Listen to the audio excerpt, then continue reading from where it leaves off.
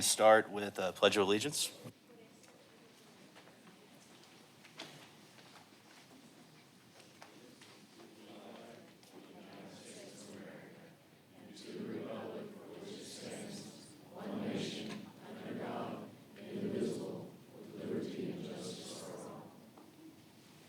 Mr. Cardio, would you lead us in prayer? Let us pray. Heavenly Father, we thank you for your mercy, your grace. We just ask for forgiveness for any of our faults, and we just ask that you be with us here today. Thank you for giving us the privilege to gather here and assemble as many other nations and places cannot. And we ask for your guidance and your wisdom here today. We also ask you that you please be with the conflict in Iran. We ask that you lead this nation's leadership, Father. Guide their decisions, guide their every single steps, and be with every single people and folks. And we just pray for everybody involved. Be with us here today and ask for, again, wisdom and discernment for the best safety of leadership of Springdale and for our residents. We ask for protection of our employees and every single family member gathered here today as well, and lead us in this meeting here today and other decisions made here tonight. In Jesus Christ's name we pray, amen. Amen.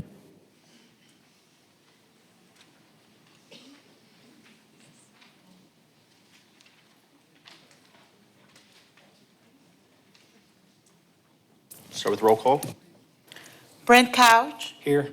Chris Hussein, Here. Clement Ogonyemi, Here. Matt Philpott, Howard Austin, Here. Jennifer Keith. Here. Mark Cloud, Here. Ray Cardiel, Here. Teresa Reynolds. Here. Our next item is approval of the minutes from last month's meeting. This will be a call for the vote. Call for the vote.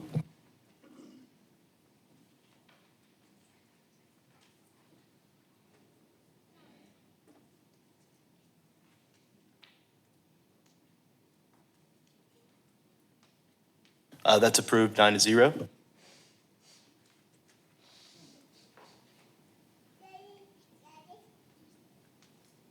Up next, we've got amendments to Chapter 32 of the Code of Ordinances of the City of Springdale, containing the Downtown District Forum-Based Code. Thank you, Chris. So the first item we have tonight is an update to Chapter 32. These are small, focused updates that make the code easier to understand and easier to use, and based on real-world experience and feedback. Many of these updates are informed by the recently adopted Downtown Master Plan and associated housing and parking study, which was approved and adopted by Planning Commission and City Council last October. And while the master plan provides the vision and the framework, tonight's request is translating that framework into clear, workable regulations. And the most significant component of this update is the introduction of a workforce attainable housing density bonus, which creates an incentive for mixed-income housing in our downtown. In addition to that, there are several smaller refinements related to administrative procedures. Thank you. Some on administrative procedures, some frontage, parking, building form that improve how the code functions in practice. And so overall, these updates are intended to align the code with the city's adopted goals of that downtown master plan. And there was a memo in the packet which outlined the entire proposed edit to the form-based code was in it, and all the pink text was the proposed. And the memo briefly went over a couple of the changes that we're going to see. So I won't dive too much into detail unless somebody has questions, but I'm just going to touch on them. So some of the administrative procedures that we did, we already allowed for some, but this just expanded a little bit. And this is really about real-world construction tolerance, surveying existing conditions, and site constraints don't always line up perfectly with code. We also we introduced a tech plat review. So we have some items downtown that kind of function like a non-large scale. So food trucks, for example, are permitted by right downtown, but we need a site plan that is vetted and approved by the tech plat committee before site plans like that are approved. In R1, which is a residential district that we had in our form-based code, that is now only a seed option with NR2 and NC2 in the southeast downtown, so an update to the regulating plan. We expanded our seed district, which is the Springdale Elective Enhancement District, which is some of our traditional zoning that are allowed. Certain areas are allowed to opt in to the form-based code districts. And I think, do you have a picture? There it is, the one, the seed district. That one outlined in red, that is an expansion of our Powell seed district. So we are excited that all of those properties now have the opportunity to elect into the form-based code. No surface parking lots shall have visible frontage from East Emma or West Emma. We're directly adjacent to Emma. That is a new change. One of the districts, our mixed-use district of Neighborhood Center Type 2 had a couple changes. We had an existing rule that allowed only commercial uses permitted on the ground floor of certain streets. We had proposed introducing Caudle, and rather than that, we actually decided to remove Caudle and as well as Park Street for now, and keep the ones that were already there with eliminating Park. Another NC2 is the building form percentage for certain building types. And that building form is how much of your frontage is actually built out with a structure. And for NC2, courtyard row houses and a couple residential buildings went down to 50% building form and 60% for duplex, which will help out local developers and infill projects. The workforce attainable density bonus. Carriage houses is a building type that are now permitted in NR1 and NC2. And a couple changes to frontage types, shop front and cafe. So now that Springdale, the revitalization, we're actually starting to see that. Everywhere you look, downtown is hopping, a lot more cafes that want chairs and seats on the sidewalks, and so the right-of-way. So again, that will be a site plan that the Tech Plat Committee reviews and vets rather than bringing it to a public hearing. And the last update we had somehow didn't include the definition, so they're back and better than ever. And use units is actually one that, apologies, was not included on the memo, but we updated a couple of our use units. Examples include food trucks are allowed by right in NC1 and NC2. And I think churches as well were now allowed by conditional use in residential and permitted by right. And the one thing I want to talk just a little bit about is the workforce housing density bonus. I do think it's important to touch on. So the assumptions and the numbers that are used here are based directly on the market analysis completed by H3 as part of the Southeast Downtown Housing and Parking Study. And that standard benchmark that is used nationwide simply says that housing is considered if it costs about a third of someone's income or less. So the workforce households typically make too much income for subsidized housing, but not enough income for new construction rents. These are the households who fall between traditional affordable housing and the market rate. These include teachers, nurses, police and fire, construction workers, office workers, the folks who keep our city running day to day.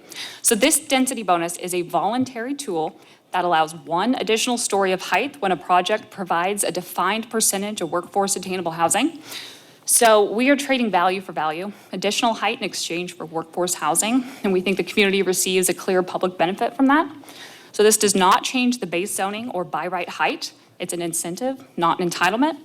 The housing studies showed us that the cost to build housing is often higher than what work-forward households can actually afford to pay in rent. So without some type of incentive, the market's going to naturally produce higher priced units.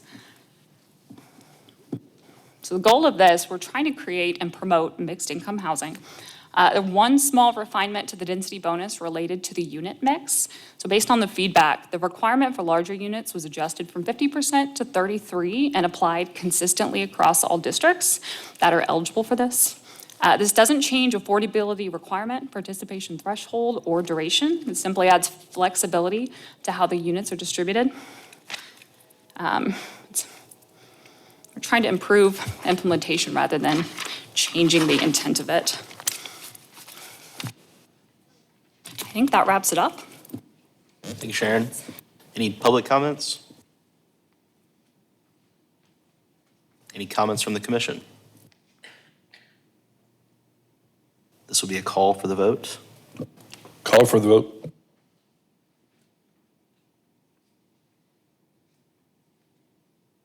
That passes 9-0.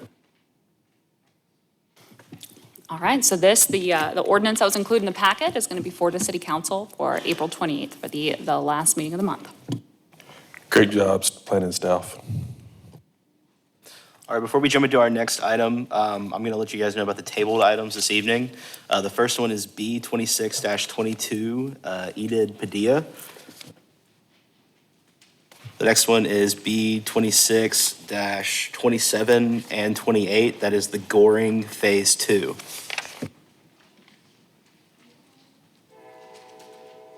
Now we'll move into our tabled items from our last meeting, and we'll start with B 26-15, Trent Curry Building, presented by Expedient Civil Engineering.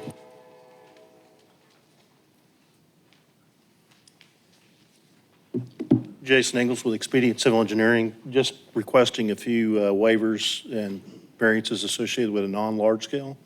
We previously did a development with the same client to the east. That turned out quite well. It's typical with some of these additions to existing buildings. Sometimes we can't meet all the ordinances, so we're making those requests here tonight. Answer any questions you may have. Staff comments? Anything from the public? Commission?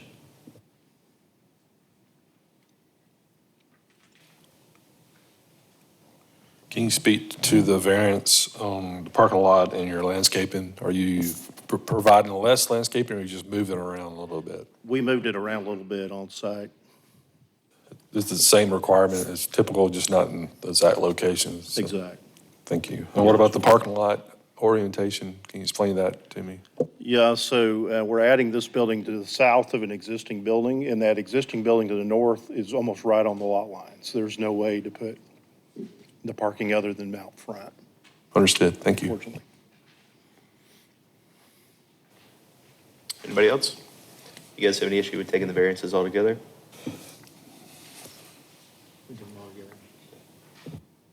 This will be a call for the vote on the variances.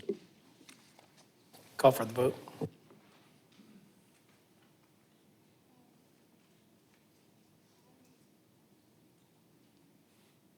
Passes 9-0.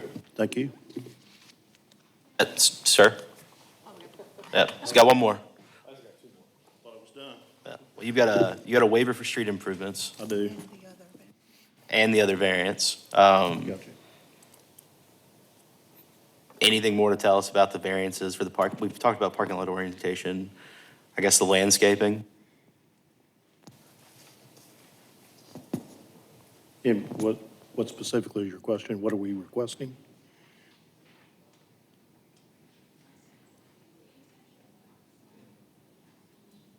Yeah, so I think sorry. it's just the waiver. Yeah, we're just at the waiver at this point. You've got a waiver of street improvement request. Tell us about that. So we're only doing a 1,200 square foot addition. This is part of a larger parcel, an existing building to the north. So we're requesting the variance or waiver request. They only have to do the street improvement to the north side of that addition. It's a lot, a burden to put that on a little 1,200 square foot building. And I think our client has proved that he's improving this corner. We've already started with the building to the east. We're just working our way around to the north, so. So you're improving the street around the curve, is that right? Are you doing a partial improvement? Is that what I'm seeing there, or no? Well, the dark line, see the curb stops at the 1,200 square foot addition. That's street improvement. But the parcel actually runs north an additional, maybe 100, couple hundred feet. Engineering, any comments? And I believe the intention is that the developer will come back and improve the rest of Ingram with the next building. Is that correct? That is correct, as we work around the corner. And I think that's why we have that variance for paving requirements as well, because there is some gravel parking on that north side that they would like to keep instead of doing the street improvements at this time. So those kind of go together. Understood. Thank you. Any public comment on the waiver? Any other staff comment? Anything else from the commission? This would be a motion to forward to council with recommendation of approval or denial of the waiver. Motion to forward to city council, recommendation to approve. Second.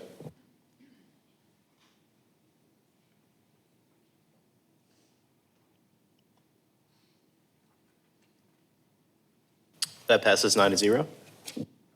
Staff will prepare a resolution that goes to council on the 28th. Thank you. Thank Is that you. it? Am I done? Sir, you're good to go. Thank you. Up next, we're going to move into our public hearing rezoning. Up first, we've got R26-13, Brandon and Tanya Barrios, presented by Victor Barrios.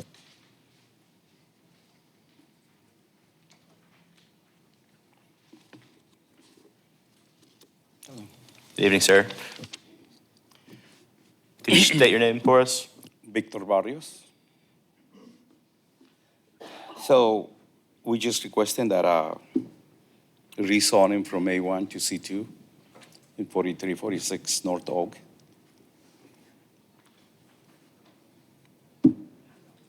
Any staff comment?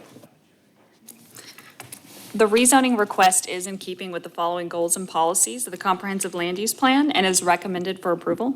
Assure adequate land allocation for commercial areas of sufficient size and in proper locations, and encourage the development of a wide range of commercial development for the residents and tourists to include neighborhood, community, and regional centers. Anything from the public? Commission? Any questions? This will be a call for the vote. Call for the vote.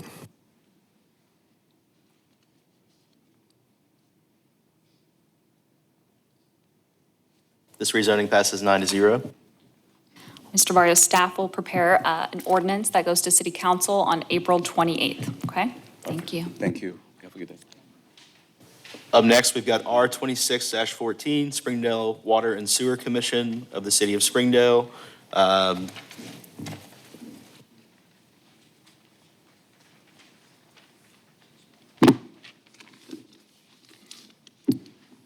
Jeff Glasgow, I'm with Springdale Water Utility. Jerry Cook, Springdale Water Utility. We're here to talk about a rezoning of 2 lots on our complex. And both lots, we're wanting to build a carport. We're trying to go through the process of a project for a truck port, a carport to keep some of our equipment in. And the 2 lots we're wanting to build, which are in the blue, are both zoned residential. We'd like to get those rezoned so we can build a carport on those 2 lots. Staff comments? We appreciate this. They have the small, non-large scale under review with our office right now to protect their trucks out there. And it was a good opportunity to come into zoning compliance. The rezoning request is in keeping with the following goals and policies of the comprehensive land use plan and is recommended for approval. Public safety facilities should be located to minimize travel and response time within their service areas. Anything from the public? Commission? This will be a call for the vote on the rezoning. Call for the vote.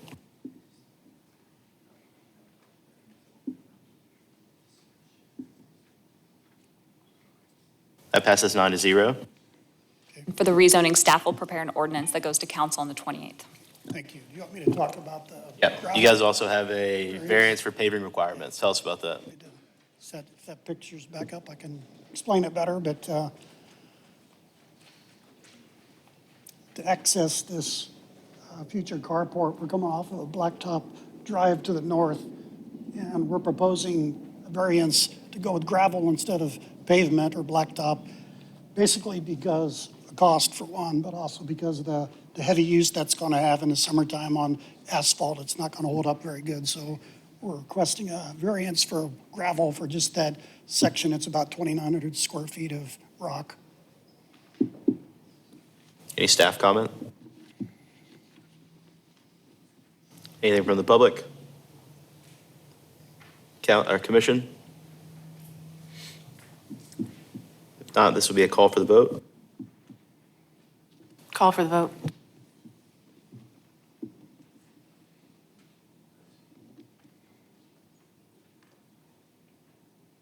That passes 9-0. Okay, thank you.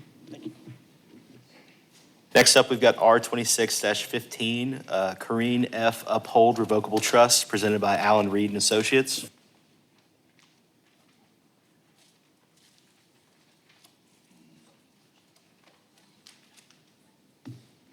Good evening. How are you? Doing well, how are you? Doing well. I'm Michael Lavender. I'm representing Allen Reed and Associates. That's great. Tell us about your rezone. What we're looking at doing is doing moving from A1 to C2. They're looking at selling the property eventually, and it also conforms to the comprehensive land use plan, as mixed uses are kind of surrounding the parcel. To the south, we have A1 and O1 districts with Mill Creek Health and Rehab. And to the north, we have a C2 zoning with the entrance to Williams Tractor located north. Any staff comment? The rezoning request is in keeping with the following goals and policies of the comprehensive land use plan and is recommended for approval. Assure adequate land allocation for commercial areas of sufficient size and in proper locations, and encourage the development of a wide range of commercial development for the residents and tourists, to include neighborhood, community, and regional centers. Ma'am, could you please come up to the podium? State your name and address, please. I'm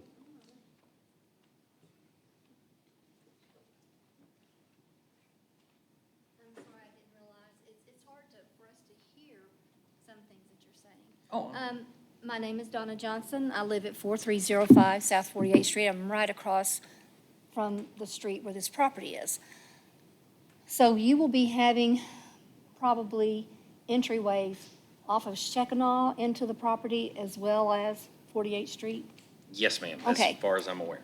All right, I just want them to keep in mind is that there's Shekinah, then there's 2 private drives into one house, then there is the drive for 48th Street.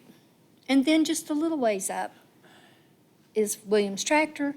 Down at the south end, we've got apartments, we have got Cox Communication. I'm right across that street from this property. The traffic on that street, people are driving like it's a racetrack. And so for me, and these other people are gonna have problems, there's now gonna be a driveway so close together, Shekinah, driveway, and then a driveway for this business. And when I'm trying to pull out of my driveway, 48th Street is not a straight shot. 48th Street goes down, does a little jaunt, goes on down, and you can't see down 48th Street. We have got huge trucks from Cox Communication. We have got heavy-duty equipment trucks coming up and down through there. You've got to pull out in a hurry, and that's going to be a really treacherous area because Shekinah is going to be busier as well as 48th Street. So that's a big concern for me, because right now I almost get killed pulling out there because you can't see down 48th Street. And I just want to bring that to everybody's attention. It's a concern for us. And I will say, if approved and they decide to do a development, they will have to adhere to commercial design standards and notify you, right? So if there's a development plan or they ask for another request, adjacent property owners would have to be notified, and we may be back in a public hearing setting to talk about some of the safety ones. But so far, nothing's been submitted, just the rezone. All right, thank you. Any other comment from the public? Commission? Yes, ma'am. Sure, come on up, state your name, address.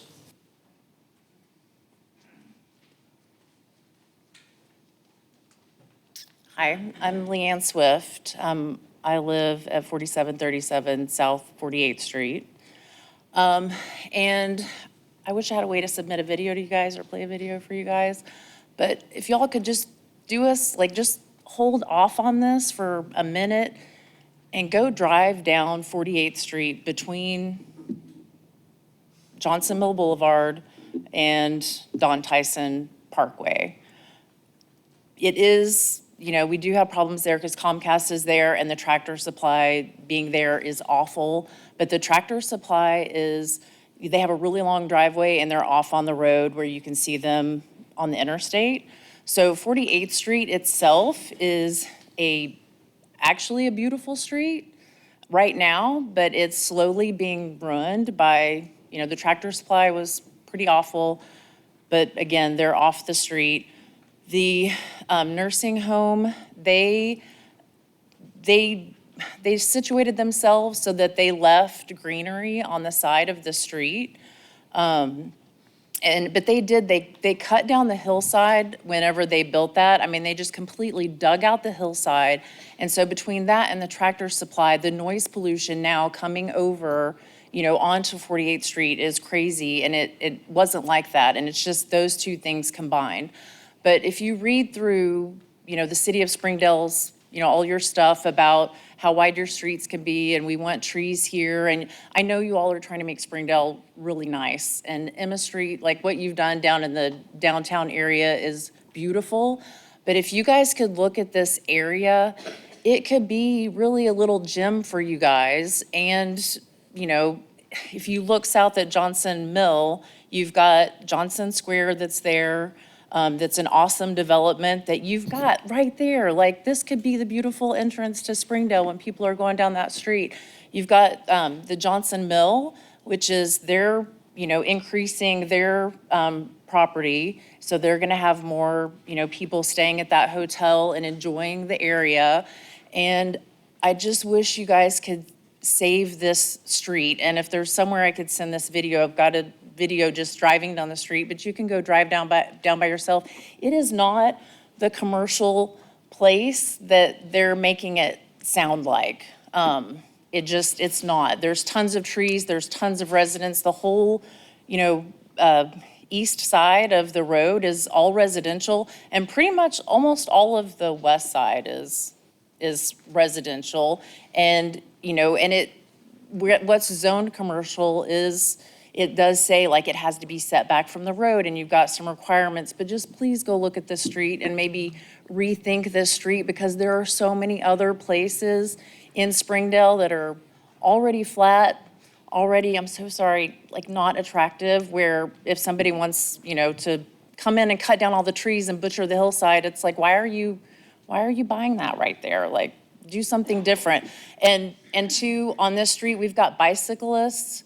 The trail in Johnson on the bike trail is right there and could connect, and it shows on the map that it does. So we've got tons of bicyclists that come down the street. We do have a lot of pedestrians that, because there's an apartment complex right there, which I used to hate the apartment complex, but after seeing what the Mill Creek, rehab nursing place did, I love the apartments because they kept the hills and they kept the trees and they kept the whole flavor of it. But this could be a really good area for you guys, really beautiful and just, really a feather in your cap for Springdale and kind of an entrance to Springdale, because it does connect with Tyson, and then you're on Don Tyson. It's like, oh, it's beautiful. So I'm not talking all of 48th Street, because north of Tyson is horrible, but just this little section between Johnson Mill Boulevard and Don Tyson. If you could try to maybe rethink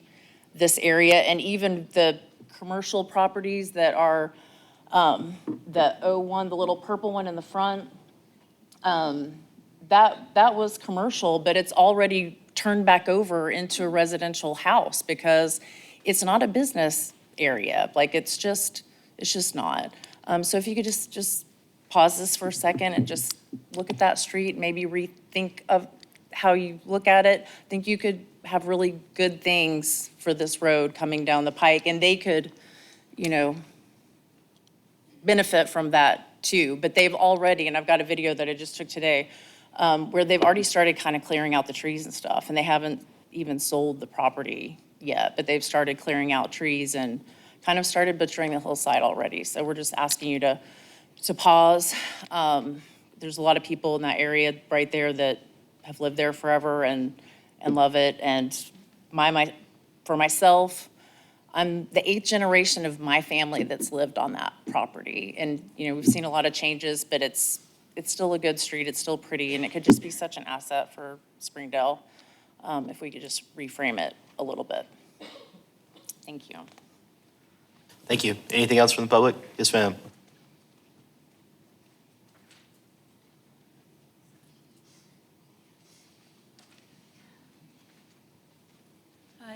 name's Renee Armstrong. I'm at 4368 South 48th Street, right on, I think you pronounce it Shekinah. I'm a new resident here, but ever since I moved in, that road has become a speedway. It is a literal speedway. I have reported this to both Springdale, literally come in here and made reports. I reported it to Johnson because there is a dividing line there. I've seen maybe 2 cops in a year and a half. They said, oh yeah, we'll take care of it. Do you mind if we park in your driveway? No, I'm right there. I'm the big house that's right on Shekinah and 48th Street. Before I moved in, after I purchased the house, but before I got there, someone had lost control and run up onto my property. Of course, they didn't leave a name or a phone number to compensate me for the damage, what I had to repair, my landscaping. So I'm really concerned about the fact that there's going to be a lot of traffic. And I have to say that I happen to know that a lot of the speeders are coming from the apartment building. They use that like, the Indy 500 going up there. I can hear them in my house just barreling up that street. And, I would hate to be pulling out of my driveway and get hit because they don't have enough time to stop before I pull out. And it turns, so when I pull out, I don't see anything right away. So going toward Johnson. I just wanted to bring that up because it is a big concern. The traffic and the noise is going to affect that area. Thank you, ma'am. Thank you. Anybody else from the public have a comment on this one? Commission? Yeah, I want to give a little brevity to this conversation. I don't live on 48, but I live on Don Tyson. I use this street often, like every week, multiple times. I think the commercial that's been done to date has been good. Most of it's been pushed way off this street, because I agree with the 2 people that spoke. That street is nice, it is tree lined. It does meander, it's not a straight raceway like Don Tyson is. You should live off of Don Tyson. You think this road is bad, you should live off of that road. It's like Indy 500 trying to get out on Don Tyson sometimes. But to me, the biggest eyesore on this street is there's a couple of boarded up houses where people don't live anymore. I think the assisted living, while they did cut down a little bit of the hill, and you probably do have more sound from I-49, which it is what it is. I think otherwise they did a great job of situating that project near the interstate. And the reason why more people are coming here asking for C2 is because of the convenience to the interstate. You can get on and off easily. It's still fairly quiet compared to other places. Like the director of planning mentioned, this is just a rezone request. When a large-scale development is picked out or selected or what they want to do, they'll have to come back and meet these standards. I know even with the Tractor Supply place, the signage ordinances they had to go through to get signs on both sides of the entryway. They had to go through a couple more steps, and part of the reason why they did is because we do want to protect the beauty of the street and make sure that what's done there is something that benefits it.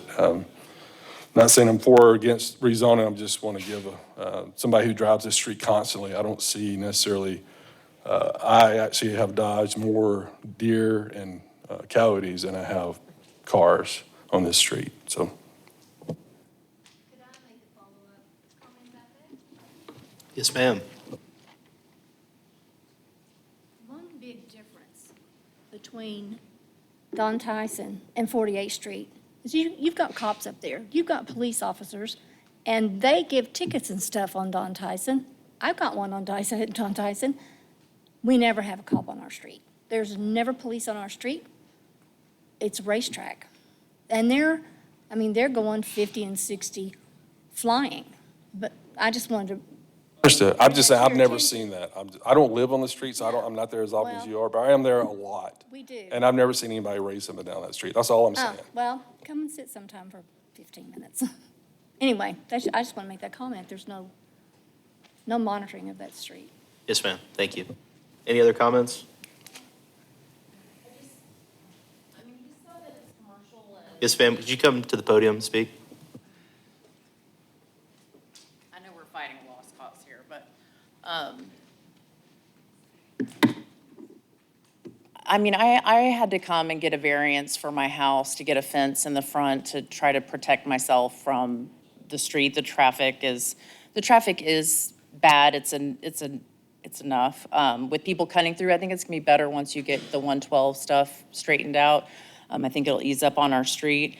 But, and I even did talk to John Easterling, the other day that works, on the roads and stuff, and about getting the speed limit put down to 30 because because it's Johnson on 48th Street and then it turns into Springdale. And Johnson's 30 and Springdale's 35. And so the cars, come out, they hit that 35 and then they start going about 50. And like I said, there's a lot of pedestrians. I've even seen like a really elderly lady getting assisted down the sidewalk, because there are sidewalks on both sides of the street, getting assisted by somebody. And it's like, is she from the nursing home? Where is she from the apartment? Where is she from? But, we do need to do something about the speed. Through there, and Easterling said that he didn't know if there was a lot that could be done because it's kind of uniform on, this is this kind of street, this is the speed limit. And so it's varied by the type. But it is busy, but just the street could be, I don't know, it could be a lot more, but the traffic is bad. And I don't know, having more is not gonna help, but we already have a lot of pedestrians and a lot of bicyclists and it's just a beautiful street with hills and trees and if you want a flat place that's accessible from the interstate, build on 48th Street north of Don Tyson. From Don Tyson to Sunset, there's lots of land for sale. It's already flat, it's already ugly. Like, please don't butcher this street. So, thank you. Thank you. If there are no other comments, this is a call for the vote. Call for the vote.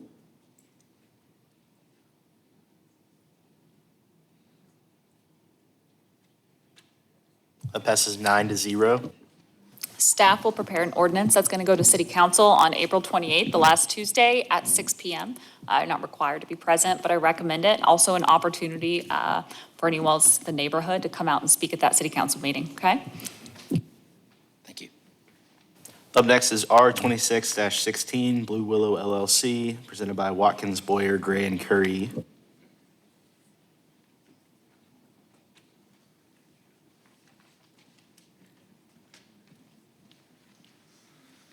Good evening, Will Kellstrom here on behalf of the applicant Blue Willow LLC. We are asking to rezone this 1.61 acre parcel from C6 to C5. We are looking to take advantage of the open display retail sales that are permitted under C5. This is coming with staff recommendation, and I will point out that we are going from C6 to C5 again, which is actually a down zone. So that's all. Thank you. Thank you, Counselor. Any staff comment? He's correct, this is a downgrade in the commercial intensity. And this rezoning request is in keeping with the following goals and policies of the comprehensive land use plan and is recommended for approval. Encourage the development of the regional commercial areas that accommodate a variety of wholesale, retail, service, and office uses where the highest traffic volumes and greatest utility demands can be served. The more extensive outdoor display of materials will be expected and permitted, and that have frontage and/or access to I-49 and state highways, and promote the viability of older commercial properties as well as new commercial development. Any public comment about this rezone? Commission? This will be a call for the vote. Call for the vote.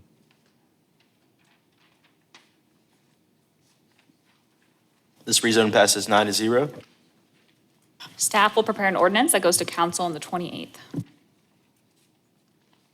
Up next, we've got R26-17, ChanCad LLC, presented by ESI. That's me again. Will Kellstrom here on behalf of ESI. So I will point out that RZ 26-16 and RZ 26-17 are adjacent to each other. They're owned by two different people, and therefore we put forth two applications, but they're part of the same development, and I have about the same comments for both.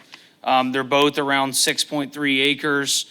Both of them are surrounded by C2 and C5, most of those being C5 zonings. It's got good proximity to the interstate and Highway 412, and 48th Street is a collector road, so asking for MF 24. Not a whole lot around there in terms of lower density, single family that it can conflict with, so here if you guys have any questions, thank you. Staff comments? The rezoning request is in keeping with the following goals and policies of the comprehensive land use plan and is recommended for approval. Multifamily housing should be developed at a density and scale that is compatible with the surrounding neighborhood and available utilities and roadway capacity. And larger multifamily developments should be located on sites with adequate space for off-street parking, accessory structures, and recreational activity, and towards the edge of single-family residential areas where higher traffic generation and taller building heights can be better accommodated. Yes, sir. My name's Mike Bohannon. I live next door to that property off of Moon Lane. And I am not commercial. I'm still residential. And I want to know what he's planning on building there. I mean, if it's going back right up to my fence, I already have a drainage problem from the storage buildings. The storage buildings runs right off the side, right down to where Honda was going to buy. Well, they bought it, but they didn't build. And all that water comes right down on my property, floods my garage since they built that. And now there's two ponds just north of me. You can't see it here, but there's two ponds right north of me. Are they going to fill in the ponds? They're going to make a backflow? What's it going to do to my property? And are they going to put townhouses, apartments? I have no idea what they're going to put. I lived there for almost 40 years. I've seen, encroachments. I know they're going to build a church up north of us. They was going to build those 500 apartments. They got rid of the apartments. They're going to build a church. Great. Less traffic. But what are you planning on putting there? I will say, no development plan has been submitted yet, so we don't know either. It would be something, if it passes, it'll have to be a permitted use within the MF 24 zone. What's that? What's that mean? It'll have to be a residential building, so it could be a single-family home. I could look up all the options, or apartments, or townhomes. It could be up to. Where'd he go? I'd like to know what he's planning. At this phase, they're just here asking for a rezone. There is no development plan. Well, where's he at? I would like to know what he's planning on. I mean, I I think- didn't come here just to get nothing. Where'd you go? What are you planning? I think this is a conversation you guys could have outside of this meeting. Again, we are just here for the rezone. No development plan has been submitted. That's If he's gonna put 80 apartments over there, I don't want it rezoned. totally. If I may, Chris, Chairman, sir, they're not allowed to consider what he's going to develop at this phase, right? There will be, that's correct. So it affects me, but he can't tell me what he's gonna. Right, not at this time, not for what's before the body. Right now, they're just allowed to consider what the zones are requested. Thank you, Mr. Harlan. Any other comment on this rezone? That would be a call for the vote. Call for the vote.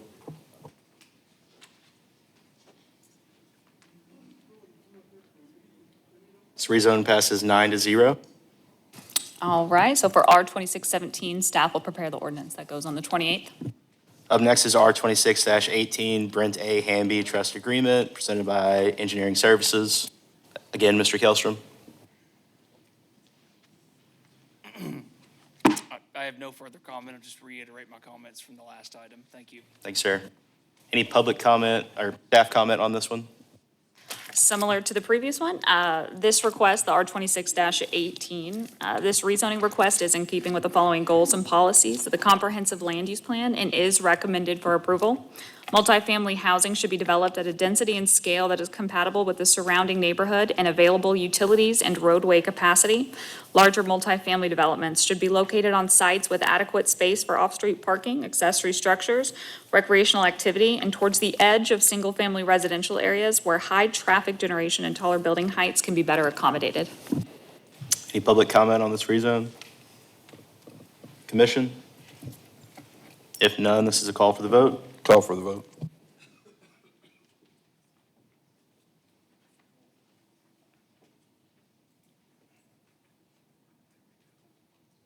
This rezone passes 9-0. And staff will prepare an ordinance that goes to city council on the 28th. Up next, we're going to move to our public hearing portion of the meeting, conditional uses. We're going to start with C26-02, Colby Dean Drake.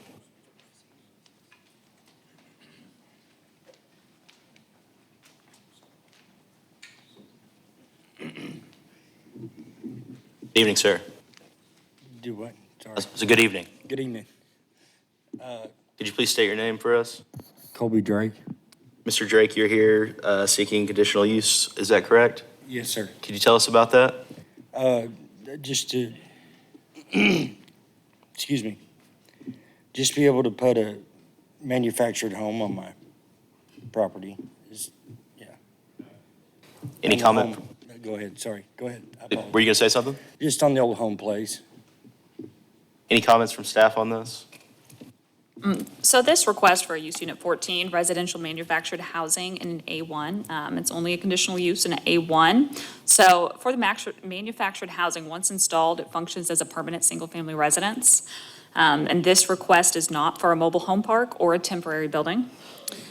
They also have a variance that's got to be heard for a reduction of minimum road frontage from 200 to 140.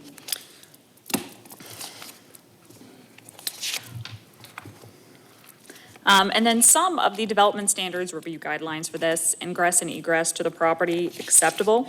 Off-street parking and loading areas, acceptable. Utilities with reference to location availability and compatibility, acceptable. Turn the page. Yard requirements and open space requirements of the A1 agricultural district, acceptable. The size, arrangement, and shape of the site, other than that one is unacceptable at the moment, but you've applied for a variance for that 60-foot of road frontage. And general compatibility with adjacent properties and other properties in the general district, acceptable. And I also want to have here the conditions that the city has for manufactured housing. The structural additions or alterations. So if approved, due to its integral design, the building inspector of the city must approve any structural modification of a manufactured or mobile home after it's placed on the site. All structural additions shall comply with the adopted building codes. Exterior appearance standards, manufactured homes shall be compatible in a similar appearance to on-site or to site constructed residences. In it that they shall have more than 576 square feet of occupied space, minimum width and length of at least 24 feet, be placed onto a permanent foundation system in accordance with adopted building codes, be anchored to permanent foundation systems in accordance with the adopted building codes and manufacturer specifications, and set onto an excavated area with permanent perimeter walls, constructed block, brick, stone with foundations, footing, or crawl space to the basement, constructed in accordance with adopted building code. Have wheels, axles, and hitch mechanisms removed. Have utilities connected in accordance with the applicable city codes or manufacturer's specifications, whichever is more restrictive. Have siding material of a type customarily used on on-site constructed residences. Have pitch roofs and roofing material of a type customarily used on-site constructed residence. And have 2 off-street parking spaces for 2 automobiles. Any other comment? Anything from the public? Commission? We'll take, Now, is that something you all agreed with as far as those requirements? Yes. Okay. Yeah, I'm gonna gravel and everything. It's gonna be parking spots and, yeah. Awesome. It ain't gonna look, it'll look, yeah. That's great, okay. He's gonna make it Thank you. pretty. If this sells, the buyer would have come back in and request the same conditional use, correct? Or no? I can't remember. Potentially because it does not transfer. Thank you. Anybody else? If not, we'll take up the variance first. This will be a call for the vote. Call for the vote.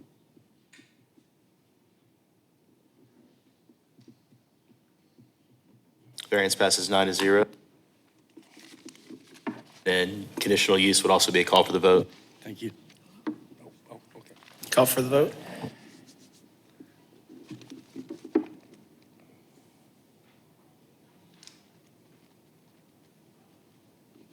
That also passes 9-0. Staff, we're going to prepare a resolution that's going to go to City Council last Tuesday, April 28th at 6 PM right here. You're recommended to attend just in case they have any questions. And I'll say the last time we had a request like this for the manufactured housing at A1, I think it was your twin brother right next door. Yes, ma'am. So this feels familiar. You're not seeing double. Thank you. Thank you. All right, up next, we've got C26-03 and B26-25 Gringos Burritos LLC. Presented by Ross Jackson. Hello, You Ross Jackson? I am Ross Jackson. Floor is yours, sir. Say it again. The floor is yours. Okay, excellent. Wanting to put a food trailer here. This is a Brian Moore property. I own the existing business, Elm Street Gym. Wanting to put something, think Chipotle, burritos, bowls, fajitas, something affordable, fast, healthy. There's a lot of cars going up and down this road, people going home after work. Just give them an option, something they can come in and grab on their way home. Seeking in the variance for utility requirements as well, is that right? Yes. Any staff comment? Okay, so for this mobile vending request, so the memo that was in the packet, there's been a couple updates. Mr. Jackson's been working hard to make sure and address everything. So in the memo, it said that the max 160 square foot accessory use, and we circled back to him, and it sounds like he redid measurements in his pictures with the ruler, and it actually is compliant. We thought it was about 10 square feet off, but it seems compliant. No permanent utility connections, you've requested the correct variance, that one still stands. And the other one under site standards was the submission of approved gray water disposal, approved by Springdale Water Utilities, and you were able to provide that, and it was compliant. So, and received. And the hours, conduct, it all was compatible, and the additional restrictions that the city of Springdale places on mobile vending sites, just if approved, that parking and loading areas must be identified, may not operate between the hours of 10 PM and 7 AM. No obstruction of parking spaces required for the operation of any other use on the site. Maintain on the site a minimum of 3 parking spaces designated for their use. If a health certificate is required, display the health certificate in a manner that's visible to the customers. No obstruction of pedestrian or motor vehicle traffic flow. No obstruction of traffic signals or regulatory signs. No vending upon a public way. No sound device that produces a loud or raucous noise in violation with the city ordinance or in violation with any other city ordinances in connection with vending operation. Keep vending sites clean and free of paper or refuse of any kind generated from the operation of the business. All trash and debris accumulating within 20 feet of any vending stand shall be collected and deposited into a trash container. Submission of approved gray water disposal by Springdale Water Utilities. Submission of an approved grease disposal method, if applicable. And all signs must meet the requirements of a temporary sign section, of a temporary sign, section 98-61 of Springdale Code of Ordinances, and no flashing lights, no flashing signs or lights are allowed. Yes, I read that. I'll absolutely make sure that it is something we can all be proud of. Wonderful. Any public comment? Commission? Sharon, can you tell me again what the utility variance is for? Yeah, right now, for mobile vending units, they are not allowed to have permanent utility hookup. And most places that are seeking the conditional use want to be permanent. They don't want to run or operate just off a generator. So it's pretty common to see them request. They would have to contact the utility company, and so we want to run it by planning commissioners in ordinance. So this variance request is to provide permanent power? Yes, sir. Thanks. Is there anything changing on that side with like lighting or anything? I know you talk flashing lights, but like permanent lighting, I know there's residential semi-close to that, but. Other than just what's right there over the overhang of the truck, no. So not any more street lights or anything like that. The gym itself has a lot more light on the front than what the truck will have, so. If there are no other comments, this will be a call for the vote on the variance. Call for the vote?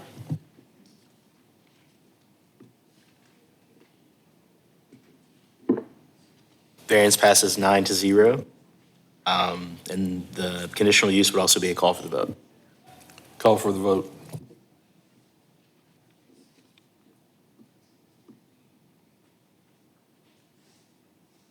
That passes 9-0 as well.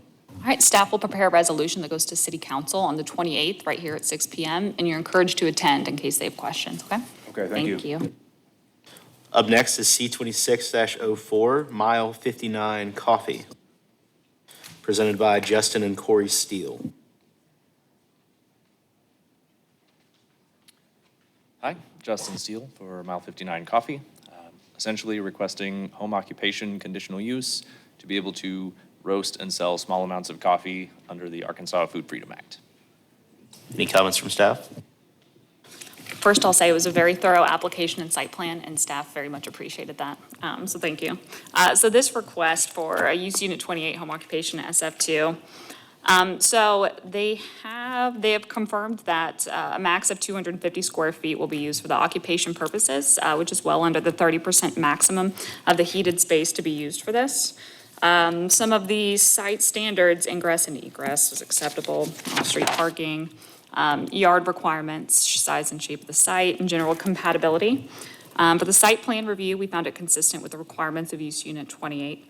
The proposed use is conducted entirely within the residence, remains secondary to the primary residential use, and is not expected to generate significant traffic or impacts to the surrounding neighborhoods.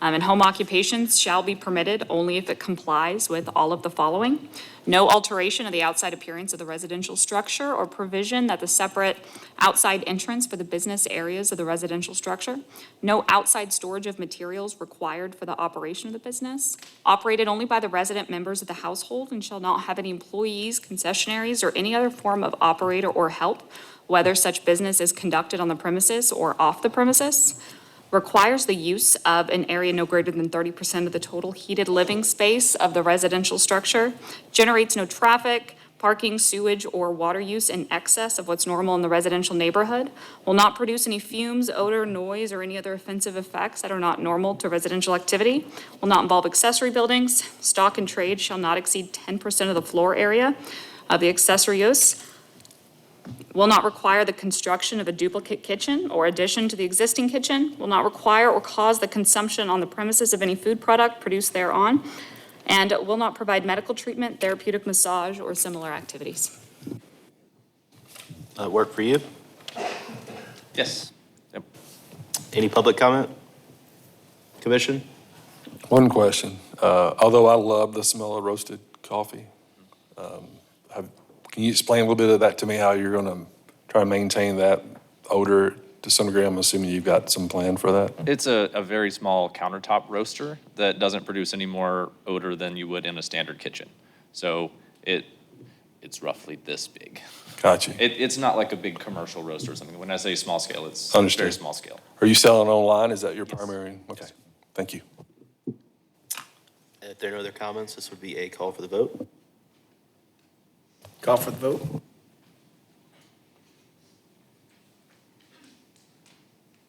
This passes 9-0. Staff will prepare a resolution that goes to council on the 28th here at 6 PM. Thank you. Thanks. Up next is C26-05, Spirit of Truth Church, presented by Roy Burton.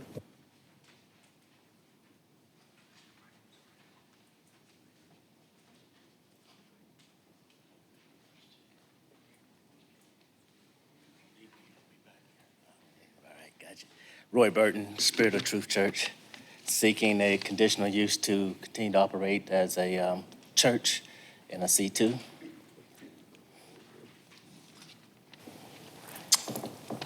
Staff comments? So this request for use unit 42, church or synagogue in a C2. So this site has historically operated as a church, right? How long have you guys been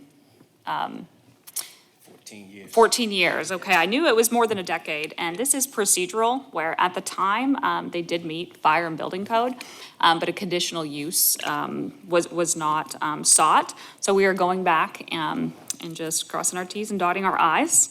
So on FedEx Drive, 3,000 square foot commercial building, and as far as parking, we know that the same owner manages a lot of those properties and has other parking and provided a shared parking agreement to make sure that there's adequate if overflow is there.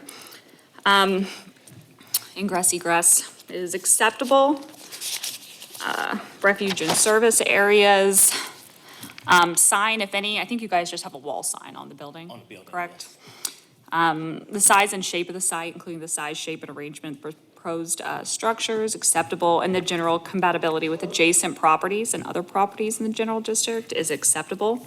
And the recommended conditions for the use unit 42, occupancy load as determined by the fire marshal to be 92 persons for the entire suite. Hours of operations are limited to 6 p.m. to 7:30 p.m., Friday 8 a.m. to 2 p.m., Saturday 9 to 11, Sunday 8:30 to 2, and 3:30 to 5. Must observe the provisions of the city's adopted noise standards, meet all building and fire code provisions, and no sign shall be erected, maintained, or utilized within the city except by a permit issued by the chief city inspector. That sound good to you? Yeah, I believe everything's been approved. Yep. From different departments. So. Any comment from the public? Commission? If there's no comment, this would be a call for the vote. Call for the vote.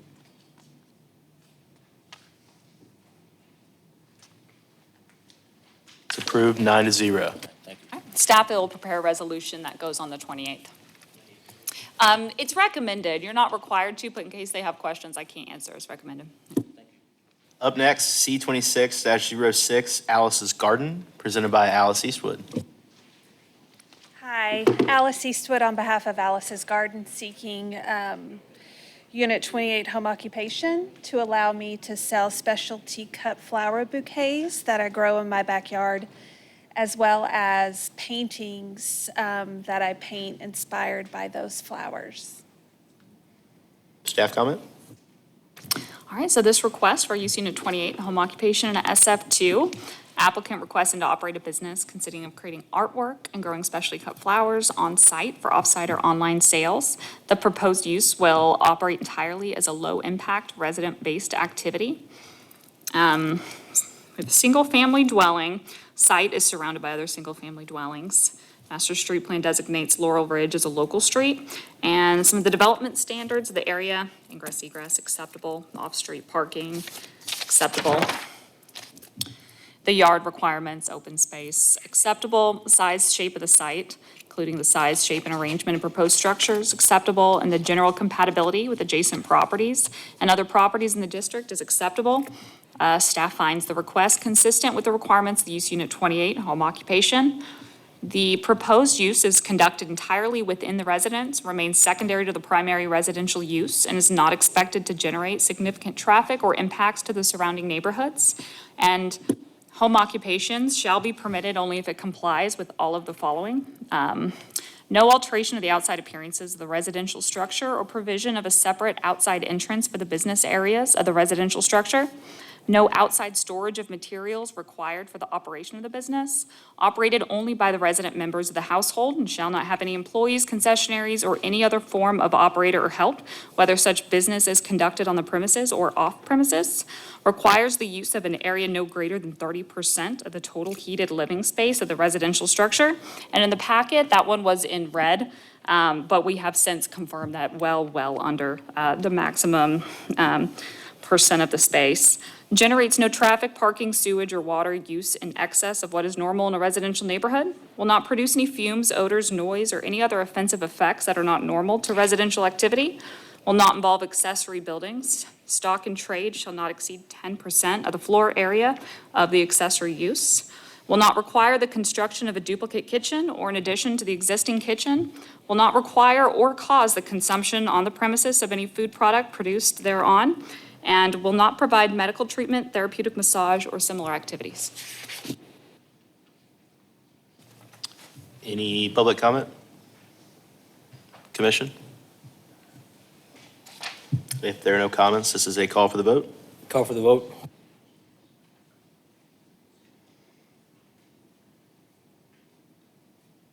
It passes 9-0. Thank you. Staff will prepare a resolution that goes to council on the 28th. You're recommended to attend, but not required. Thank you. We're now going to move into the preliminary plat, replat, and final plat section of our meeting. We're going to start with PP 26-04, Spring Creek Farms, Phase 3 revised, presented by Sarah and James Gertz.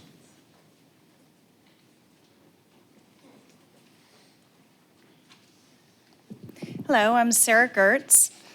What we are proposing is, so this subdivision phase, it's all residential lots right now, and our client decided to he decided that he wanted to turn one of the lots into a clubhouse, pool house lot. And so it's lot 129, and that's a request to utilize that for a pool. Staff comments? In addition to standard comments, planning has a few. On page 3, please subdue the future phase information, so that is including lot lines and lot numbers in a similar method to the way you already did in phase 1 and 2. Prior to construction of the pool and accompanying pool house, we will review to ensure adequate buffer is provided and that the lot meets all zoning requirements. Indicate the end of the proposed right-of-way dedication on each street stub.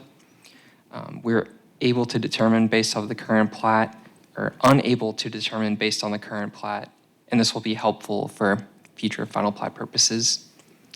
Indicate buildable area for the pool lot 129. Provide handicap ramps for that ADA spot. Ensure all utility easements are visible, including a utility easement from 2017, and then include the total number of lots separated by buildable and unbuildable area. And then on the legend, you included difference between the sidewalks that are going to be built with the subdivision versus with the builder, but those were not differentiated. You just had the two hatches on there.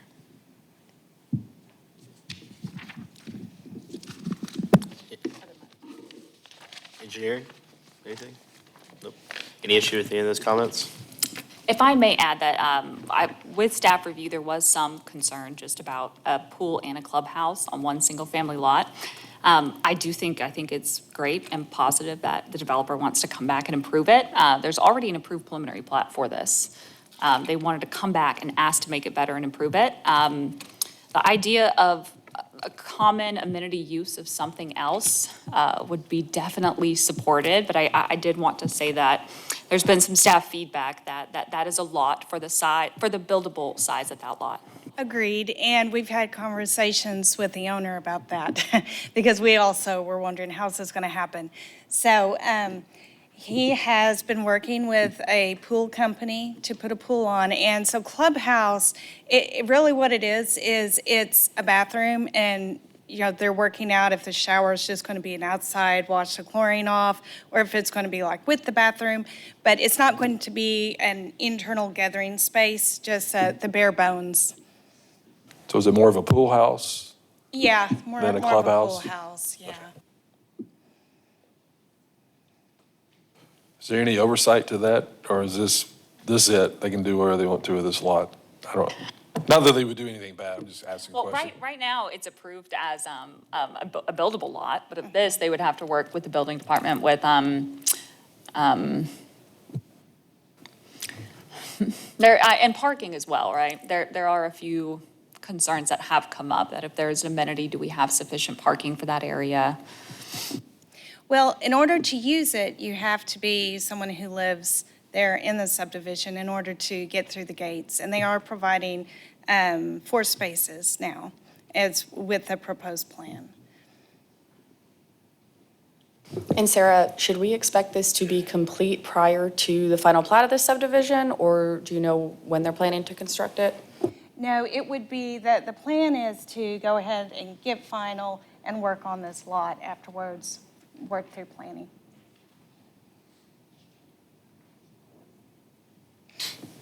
Any other comments? This is a motion subject to staff comments. So motion. Second.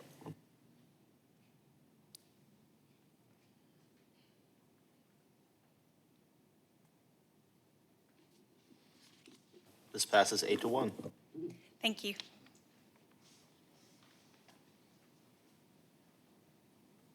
Up next is FP 26-02 Brentwood Village Phase 2, presented by Strand. Good evening, Ben Payne with Strand. So this is a single-family Phase 2 right there. Phase 1 is already constructed. It's a part of a larger PUD. And within this phase, there is kind of a POA trail system going underneath the existing overhead power lines, 2 detention basins, 124 lots. And yeah, here for any questions. Staff comments? In addition to standard comments, planning just has a few. For notes 13 and 16 on that plat, corner lots are permitted access on Camilla by right, that street E that you'd originally had on there. You can restrict access if you would like, but just wanted to make sure it was clear that it is not required to be a restricted access per the code. Staff encourages planning for consistent perimeter fencing across the subdivision. So there's no reference in the approved PUD development plan that y'all did earlier. This year, will there be any attention to fencing for the development, or what would the approach for that look like? So along the POA lots, kind of the larger green space area, there is existing kind of a vegetated barrier there.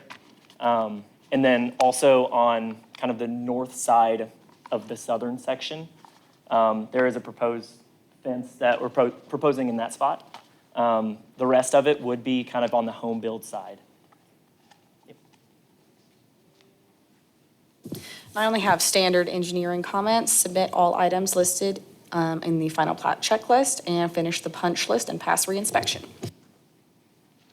Will do. Anything from the public? Commission? If there are no more comments, this is a motion subject to staff comments. Motion subject to staff comments. Second.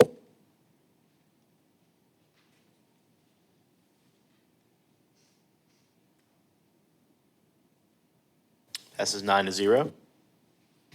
If you want that to go to city council next Tuesday, so the 14th, then we need the ordinance in our office by close of business tomorrow. And if a revision on the plat is needed, that as well, okay? Got it. Thank you. I think Camilla Avenue is going to Camilla Street. Perfect. Thank you. Thank you. All right, now we're moving into large-scale developments. Up next is L26-03 Mountain View Apartments, presented by Olson Engineers. Evening all, Caleb LeBeau with Olson. If everyone's all right with that, I'd like to give a quick summary of this project, just might help answer a few questions off the bat. So for any who may not already be aware, this is a large-scale development that provides 200 units of mixed-bedroom apartments in downtown Springdale via 2 buildings, a stacked flat scenario bordering Mountain View to the south, and a northern courtyard building more centrally located in the roughly 4-acre site. Proposed to support these new units are roughly 219 parking stalls, along with amenities such as a pool, dog park, connection to north to Luther George Park, and various internal amenities such as gym and workspace. New utilities are also proposed to support the site, with underground detention being provided via permeable pavers and an above-ground pond.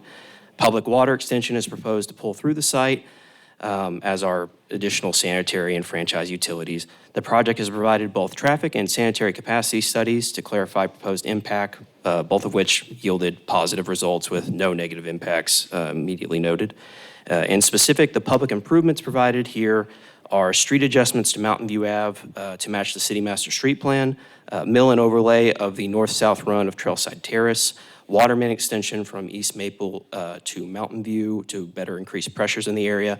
And perhaps best of all, this project provides affordable housing to the area, enough so to not only meet requirements for the housing density bonus previously talked about in this meeting, but also HUD funding and further stringent market and rate studies required with that. So that's kind of the basic. I know it's a mouthful, but any questions off the bat?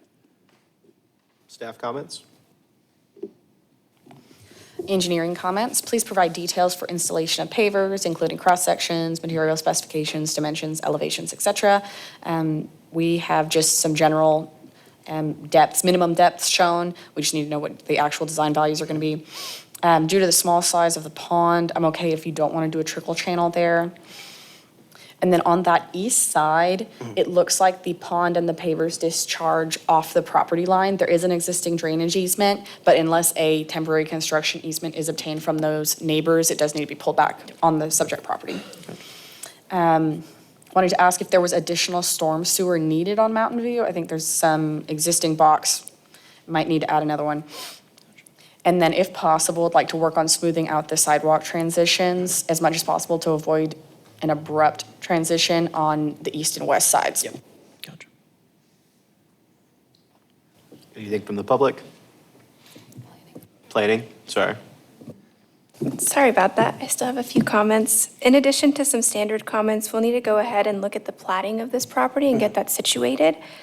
I believe that there have been discussions with Sharon on a declaratory judgment action being filed with the county. Yeah, I believe that's underway now, my understanding.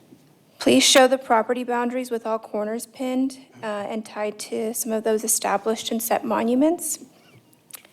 I believe that you guys have responded to most of these comments, but I'll just go ahead and repeat them since I haven't gone through the plans most recently. But the irrigation meters are noted. I'll just need a full plan for those landscaped areas. Gotcha. Ground level equipment needs to be screened according to the standards established in the form-based code, as well as roof-mounted equipment.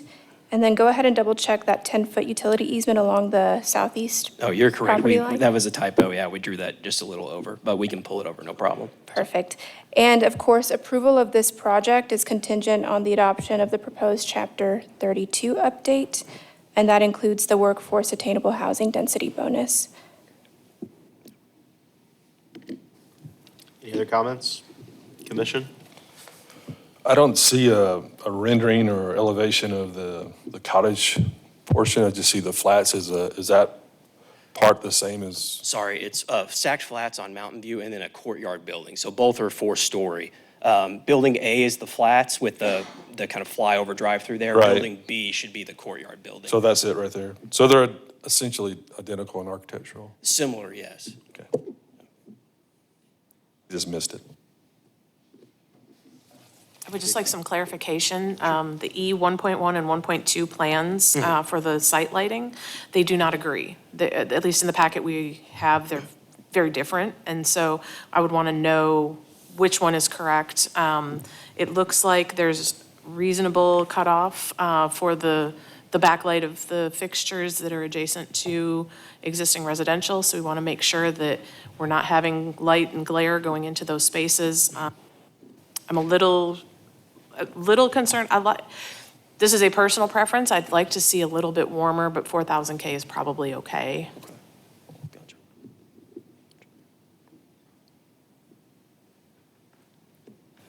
Anybody else? If not, this is a motion subject to staff comments. Motion subject to staff comment. Second.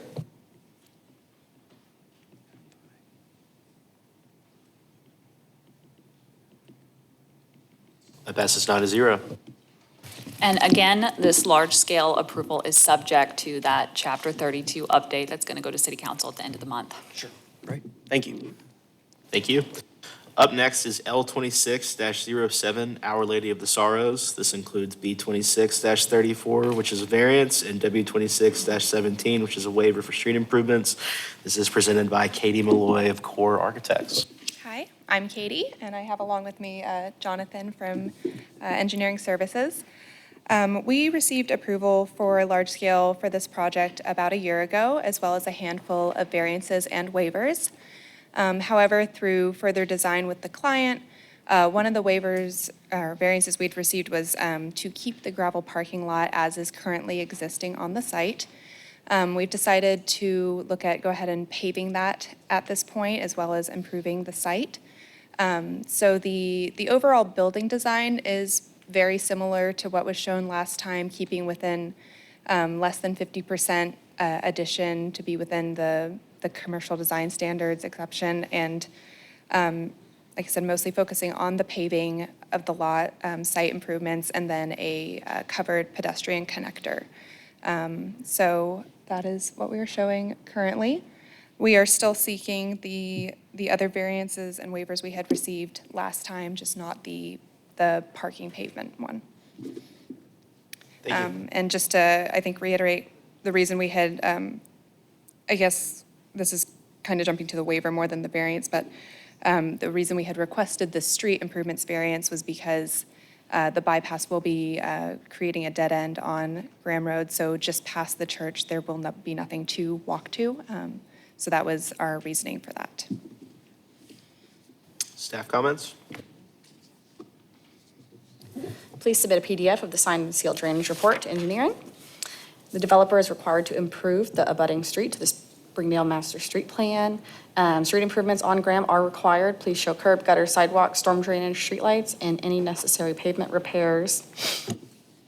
I do think this situation has changed a little bit since the last time this was approved. We've got a new subdivision that's about to start home construction. We've got a big new commercial center as well. I think the street improvements are needed in this area. Maybe not as much as they were, or maybe a lot more than they were previously when we looked at this. Planning? In addition to those standard comments that we have, go ahead and show us the irrigation system. I don't think it was included in the plan set for some of those landscaped areas, but we'll just look at that after this. And wayfinding signage throughout the parking area is going to be helpful, especially for the one-way drives on the east. Of course, the waiver has been submitted for the street improvements on Graham, and then the variance for the pedestrian flow, connecting from the right-of-way to the primary customer entrance, and then foundation landscaping, primarily because the landscaping, if it had been proposed, would be covered and may not grow as well. Any other staff comments? Public comment? If I may say one more thing about the street improvements, the church does have intention to build a further worship space, like a proper church building in the future. So I guess a question would be if street improvements could be postponed until that time, or if it's necessary at this phase. What's your timeline on that? I'm not sure. Yeah, about 10 years on that church building. I think we'll need sidewalks way sooner than that. Any comment from the commission?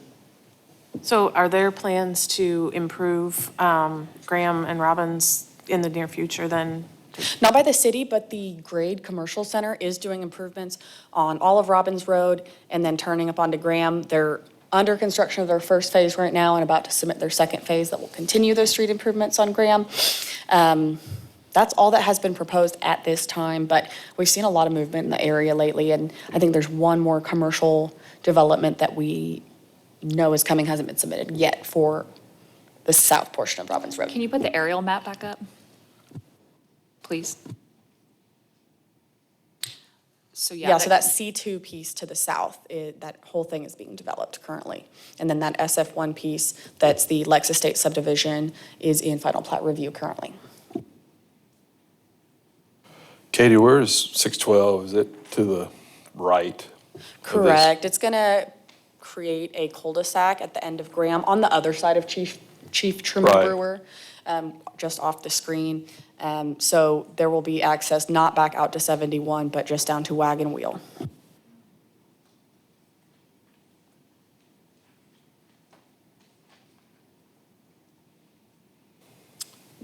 If there are no other comments, we'll start with the variances, and then would be a call for the vote. Call for the vote.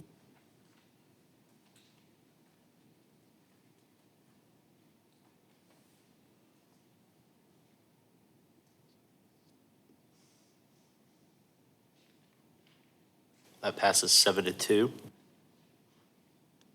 We'll next take up the waiver of street improvements. This would be a motion to forward to city council with recommendation of denial or approval of the waiver. Would y'all be willing to talk about payment in lieu of improvements at all?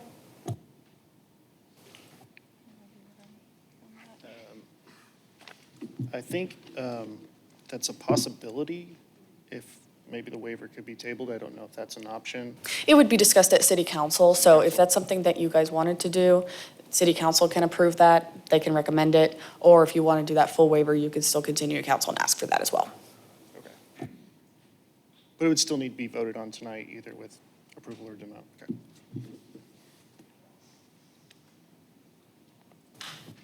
Do you guys have a preference?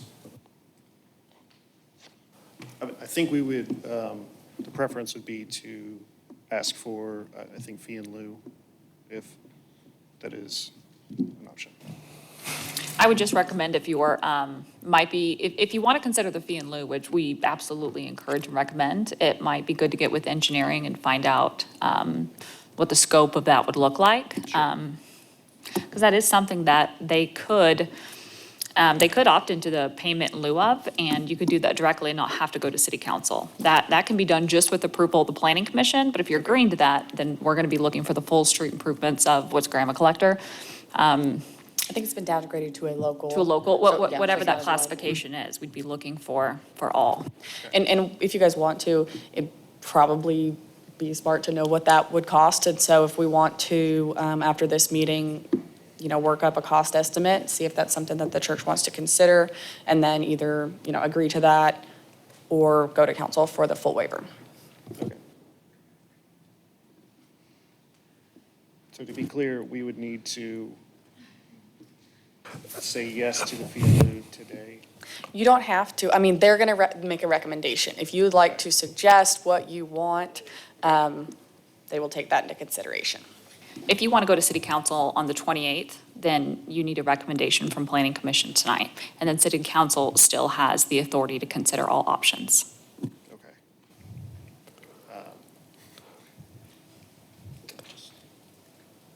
It's like, what to do? I think the fee in lieu would be, like I said, fine if that's the case. I'm not sure what the process is to make sure that we get to the city council meeting, we can discuss that or discuss it with engineering after this meeting. Katie, is there any way to get a rough budget between now and then? I mean, that's 2 weeks. Before council? Yeah. Yeah, that would be my recommendation, is ESI works up a cost estimate for that. We review it. Church looks at that, sees if that's something that they can handle, and then we decide either to go ahead and make that payment prior to construction or move forward to city council to ask for the full waiver. Yeah, that sounds. I make a motion, subject to staff comments, or motion to city council for payment in lieu for street improvements. Second. It took a second to get there.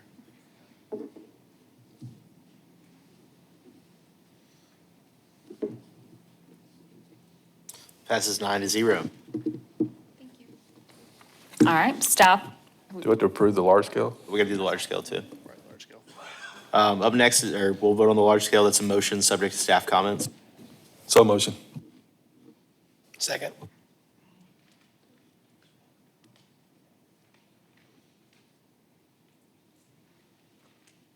This also passes 9-0. All right, and for the waiver, Thank you. staff will prepare the resolution that goes on the 28th, and then get with staff in the meantime. Thank you, Jonathan. Yeah, we'll just keep in touch and y'all figure out which way you want to go. All right, up next is public hearing, form-based code. We're going to start with FB 26-06, Andrew Rubacki and Amy Coaster, presented by Andrew and Amy.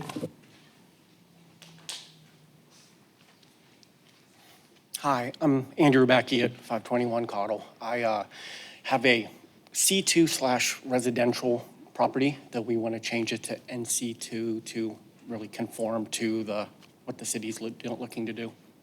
Cool. Staff comments? All right, in this area, as you can see, it's just on that boundary line of our form-based code. So everything on the north side of Cottle in Andy's neighborhood is the form-based code, and everything south is not. So since he's in the seed, he has that option. The comments for this, the rezoning request is in keeping with the following goal of the form-based code and is recommended for approval. Foster a setting for economic growth and development in a sustainable mixed-use pattern, integrating residential with employment and commercial uses, as well as civic and recreational opportunities. And then just as a recap, NC2 is a mixed-use district where some residential and some commercial options are available. Public comment? Commission? there is none, this is a call for the vote. Call for a vote.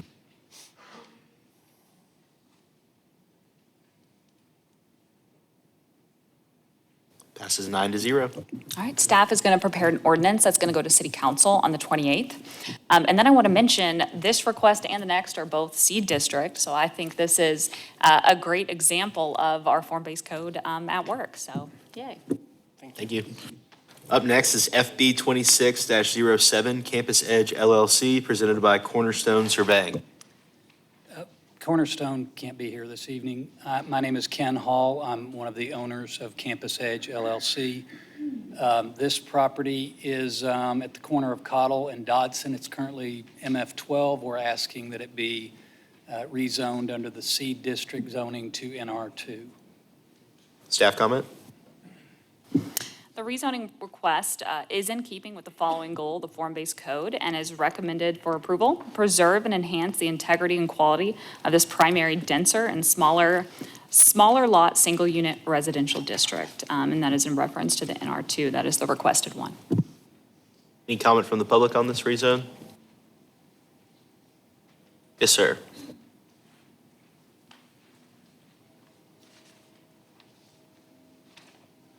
Marcus Goodwin, 321 Cottle. Not sure I understand how many units are going to go in here. So I don't know if you, earlier, it isn't about the number of units, but I'm happy afterwards to visit with you about what our plans are. Okay. And then we'll have to, we're going through a replat application, so there'll be another opportunity, I assume, Sharon, so I'm happy to visit with you about what the plans are. Okay. I just know that on the north end of Crutcher, they just finished two houses with 4 living spaces, and they provided 4 parking spaces, and the rest park on the street. So I'm hoping that's not what happens here. And so this will be, I guess it will be presented again when they get ready to build. Well, it potentially might not. So if it's under an acre, so they will have to present a development plan to the city that will have to be vetted and approved by all departments. However, if it's under an acre, it can be done at the staff level administratively and not have to come to a public hearing unless they sought a waiver or a variance or something. And I will say about the parking, that is correct. And now the ones on Crutcher you're referring to is a different district, which has a lower parking requirement. And that's part of the downtown form-based code. We're trying to encourage more on-street parking, potentially get a parking structure somewhere downtown, and requiring that the residential, it's a much less parking requirement for units. But the NR1, I think it's 1 per. It's more than the NC2. NR2,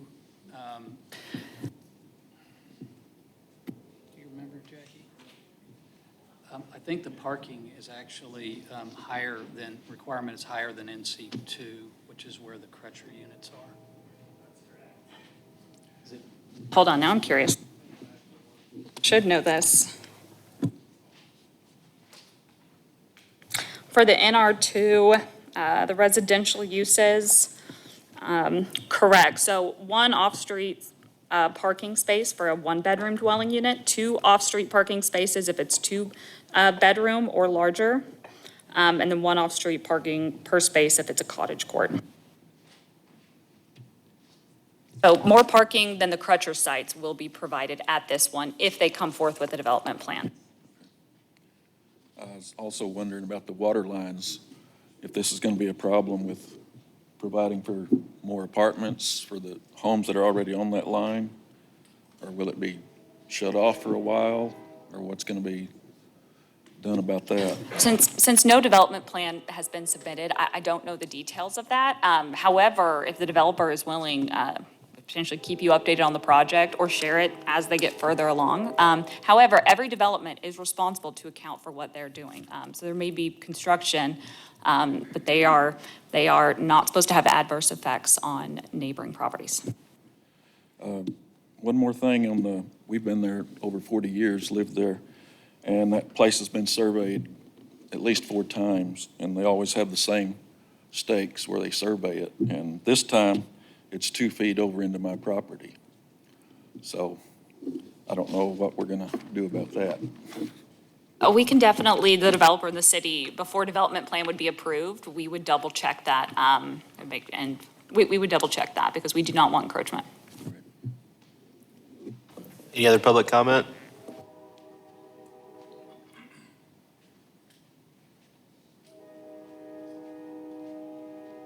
Sorry, I move a little slow. I'm David Hines. I live at 316 Hart Avenue and own the property at 324 Hart Avenue, which is adjacent to the lot on the backside of this lot. And I am also concerned about the surveying process that is possibly going to take 2 feet of marked property, but also the fact that it's, if it turns out to be apartments like the one you mentioned on Crutcher Street, we're going to be having people in those apartments parking in our church parking lot across the street. I've been a member of Caudle Avenue Baptist Church for 73 years, and it seems like in the past few years, the city has made it almost impossible to get to our Caudle Avenue. I'm just concerned about the ability to house the people that will be moving in multi-story apartments. I will say that at least apartments, high-density apartments are not allowed in the NR2. It's smaller residential.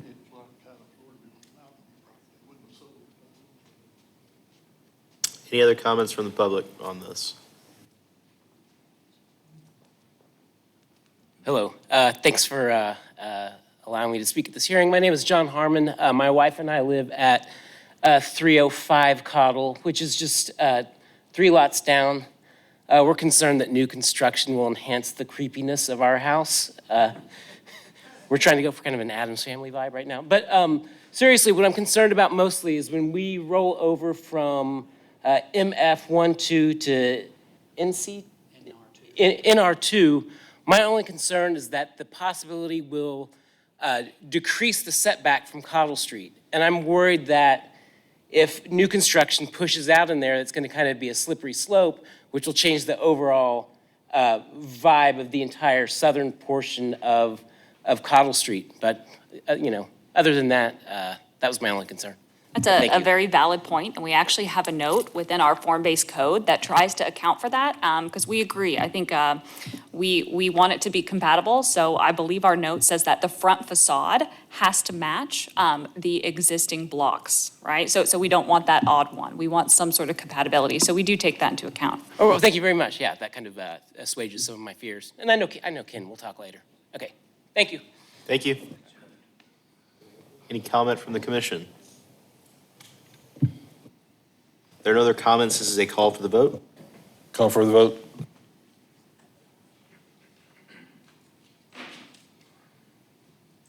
That passes 9-0. All right, and staff will prepare. Thank you. Staff will prepare ordinance that goes to council on the 28th.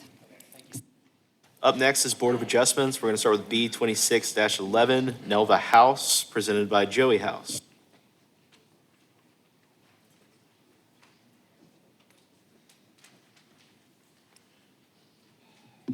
Good evening. Good evening. I'm Joey House. I live at 5131 Moose Hollow Terrace. We're wanting to add on to our porch on the back of the house on the south side and also build a 200 square foot storage building just, for lawnmower and little lawnmower trailer and mulch or whatever, needs to be stored in it. That's it. Is this house already built? The house is already built. Okay. Staff comments? Just want to confirm, I believe we had the utility easement vacated or partial vacation completed. So thank you for going through that. So it's now able to be heard for the variance. Any public comment? Commission? If there are no comments, this would be a call for the vote. Call for the vote.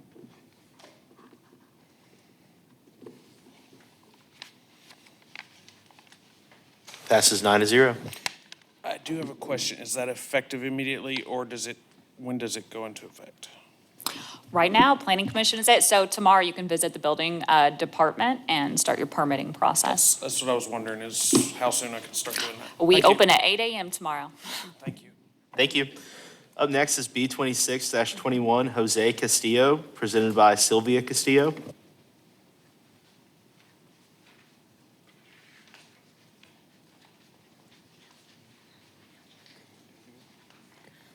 Good evening.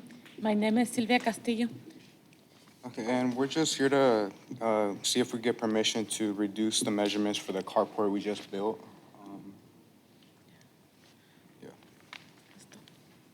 Okay, any staff comment on this? I do just want to add one point of clarification, that there was an opposition letter that we had received. I think it had been emailed to commissioners this morning. And just double checking, I just wanted to note a couple things. Thank you, Jenny, for being detailed, is that the opposition letter mentioned a couple locations that didn't receive letters. And we double checked and they were not an adjacent property owner that requires the certified letter. So they did, they did meet that requirement. Any comments from the public? Commission? If there are none, this would be a call for the vote. Call for the vote.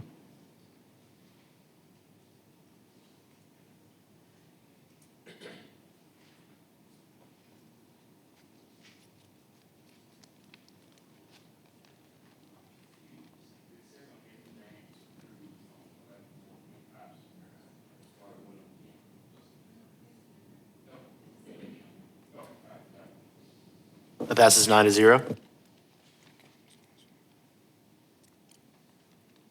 Thank you. Yep. Up next is B26-23, Jake's Fireworks, which also includes W26-13.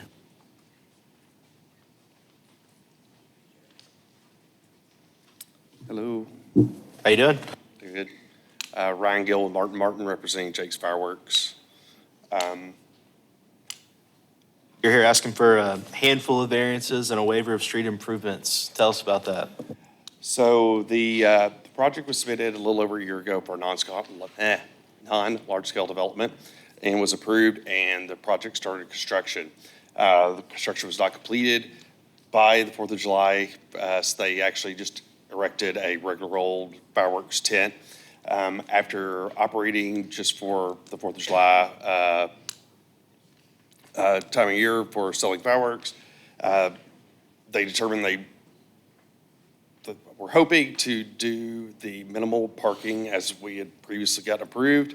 Instead, they realized that that wasn't going to work, so we came back this year to add the additional parking from 3 spots to, I don't remember, I'm sorry, off the top of my head, roughly 20 spots in doing that. So that, from talking with staff, triggered us to go for the variances for the landscaping, pedestrian, and lighting, and all those things that we had previously got approved and weren't an issue with our previous submittal. So I don't know if that covers everything or not, but I'm here to answer any questions if y'all have them. Thank you. Any staff comments? Yeah, I just want to note that this is a pretty unique development plan. As anytime I hear the word fireworks, I dart to the fire marshal and look to make sure that he's all right with it. But this is interesting because this tent will be permitted to be up for 180 days a year. So they will not even be allowed to be there and occupying this space all year round. So the requirement for permanent irrigations and some of these other features, we felt did explain some of the hardships of the site. And the amount of traffic, I don't remember what the original non-large, how many parking spaces, but it was just a handful, 3? It was just 3. So Yes, we ma'am. went from 3 to 26. And in terms of like impervious surface, that's a pretty significant increase. And so that raises alarm bells for Katie's team, so they want a drainage study and some further stuff. So that's why, since the scope of it kind of changed, we had to come here and for some of the variances is in the waiver request. In that waiver request, I think we do have an existing sidewalk out front, right? It's just would not meet the collector standard of 8 feet.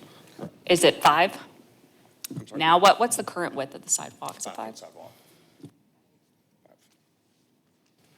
Any public comment? Commission?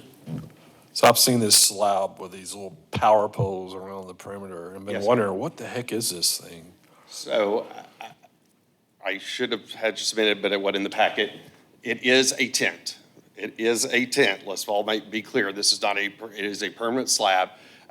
This is a structure, it looks very similar to what's holding the glass in this room. It's a mullion-type system, aluminum structure, and a membrane goes over it. Therefore, we've already talked with building safety to meet all the requirements for it to be a fireworks stand as a tent, and met all those requirements. We have resubmitted, and we've answered all the comments that are actually been presented from staff.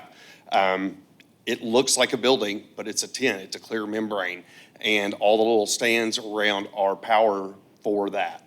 I didn't specifically address lighting. Again, since it's seasonal, they're looking to operate around 90 days total. I mean, we're allowed up to 180 code, but it is 90. They'll set up, the thing goes up in 2 days and comes down in 2 days, and then they store it. So they are only looking to operate from May to July, essentially. So selling flowers and then selling fireworks, it comes down and it goes back to like it is right now. We have met everything and showed the detention and presented that, so, yes. So the entire structure comes back down, and so it'll just be a slab again? What you see out there today is what you will see 70% of the. Sure. Interesting. How tall is the tent? I apologize, we didn't include a picture. It's pretty neat. You'll catch me lying, Sharon. I don't recall. If I had to guess, I'd say between 20 and 30 feet. So it's a tall structure. Yeah. Any other comments? This is probably a question for Garrett, but Garrett, I closed this transaction. Do I need to abstain from voting on this? Yes, if you feel that. Better not be my swing vote. If Stand by.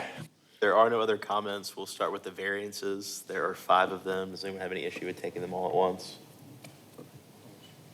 Okay, then that would be a call for the vote on the variances. Call for the vote.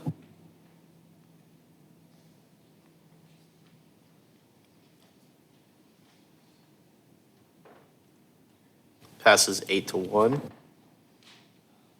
Up next would be the waiver for street improvements on South 48. That would be a motion to forward to council with recommendation of denial or approval. Question, do we require the car wash to improve 48th? I don't think we did. Do you remember? We did Quiz, not. Katie. They got a waiver also. Enforce. What, was it just sidewalk? Do what?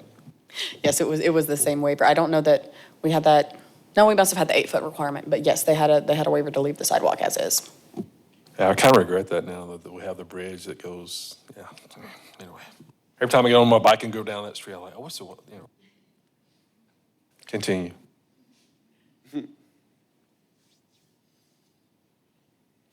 Motion to forward to city council for approval. Second.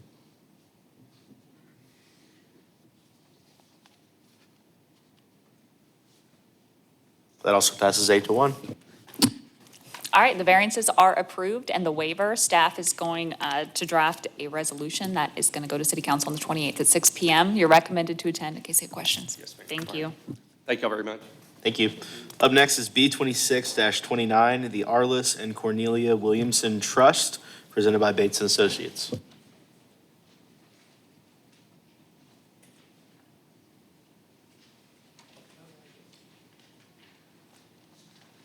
Hi, Andy Hooper, Bates and Associates. Yeah, we're just we're doing a property line adjustment between 3 parcels that total a little over 34 acres. There's a couple of existing barns on the property that they would like to remain. It's zoned A1. This is already an existing condition. And they're gonna remain used for agricultural purposes after the adjustment is approved and everything. And yeah, it's for storing their farm equipment and hay, and they would just like to keep those barns without tearing them down to do the property line adjustment. Any staff comment?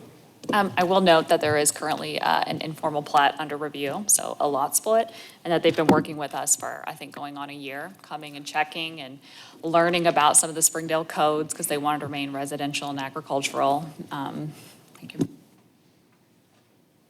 Any public comment? Staff comment or commission comment?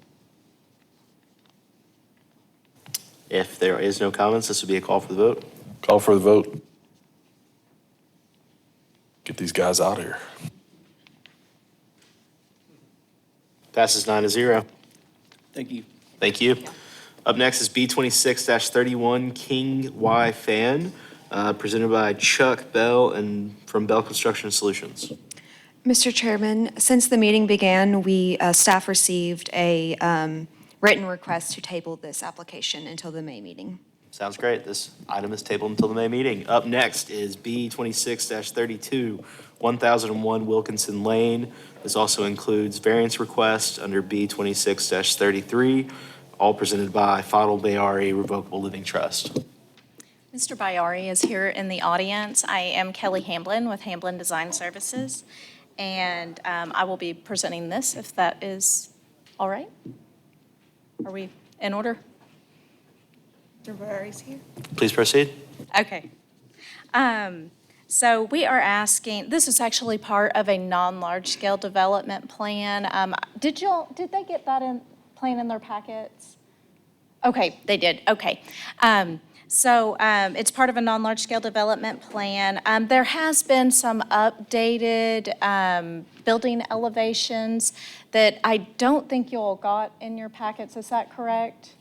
And these are the new building elevations that we have submitted to the city and would be asking for your blessing on tonight.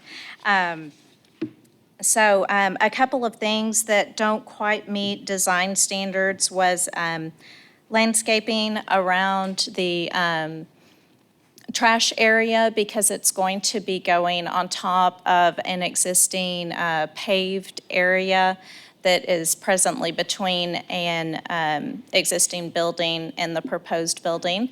And also, again, the facade, the facade materials, as you see there, the rear elevation would be all metal.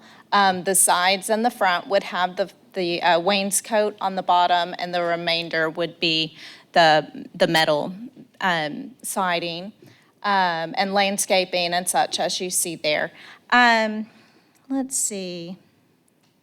There is a variance for reduction of the rear building setback. The reason for this is Mr. Bayari has the red iron from a building that he took down off of his property that he was wanting to upcycle and reuse and hopefully be able to put in something for, I think he's thinking maybe like a plumbing company, maybe electric. I mean, I know we don't decide that right now, but that's his thoughts.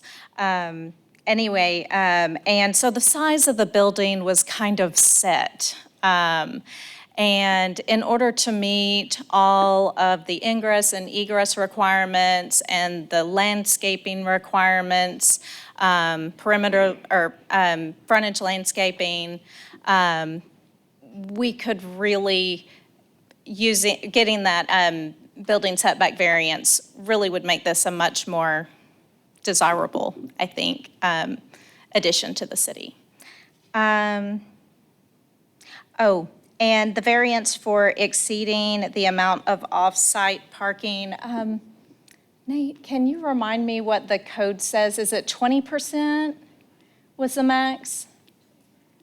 Is it 25? Yes, 25%. And then in this case, of course, with the site plan review, it's 100%. So that's what they're asking for, the allowance to provide all of it just next door. All of it. It will be exclusive for this property. It is not joint parking. It is just that the parking is on the property that the developer owns next door. So, A satellite lot. oh, there we go. Okay, I like that word. Did I cover it all? Okay. Is there on-street parking on Wilkinson? Just remind me. No, it Okay, was so- not. Okay. And I looked at it, it's just not possible with just this small piece of property, especially with those radii, but we do get it next door. Any staff comments on this? Anything from the public? Commission? I'm just curious, with the parking being satellite, even though the same owner, does there need to be a shared parking agreement with himself? Or I didn't There know if will that needed be. to be on the record or not. Yes, we have that in the works. Thank you. Anybody else? So there are two separate, well, I guess, 5 separate requests for variances, but 3 together and 2 together. Do we want to do 3 together in one vote? I do have one follow-up question on the trash collection. Are I'm you- sorry? On the trash collection? Yes. Are you not buffering that at all? Explain that to me, Okay, your variance request for so there that. will be screening around it that meets the screening requirements per code, with the exception of the landscaping, because it's on 22 buildings. existing Got it. asphalt, so. Yeah, I couldn't, when you first presented, I didn't know if you meant there was no screening, and I just Oh, wanted to make sure. and if I said that wrong, No, I you probably did. apologize. I just wasn't sure, so I want to confirm that. Thank you. Council or Commissioner, we get to take the first 3 variances together? Okay. That'll be a call for the vote on B 2632, if there are no more comments. Call for the vote.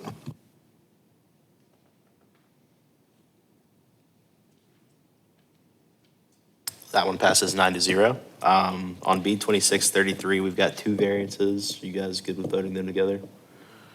Okay, that would also be a call for the vote. Call for vote.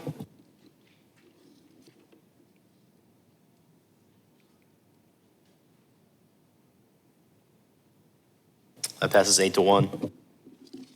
Okay, thank you. Now we're going to move into waivers. Up next is W 26-15, building exteriors, presented by William Hood.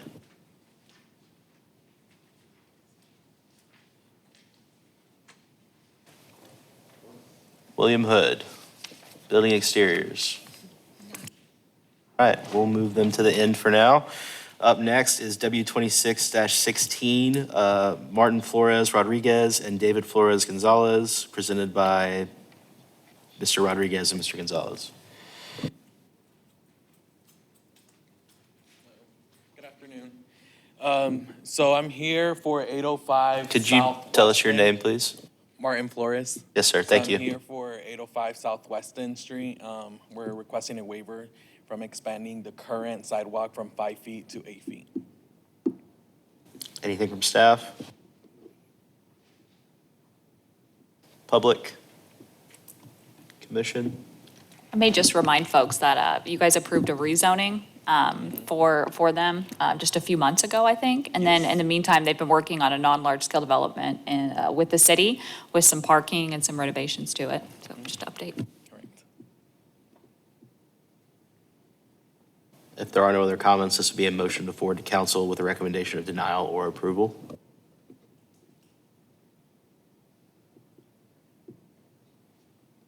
Motion to forward to city council for approval. Second.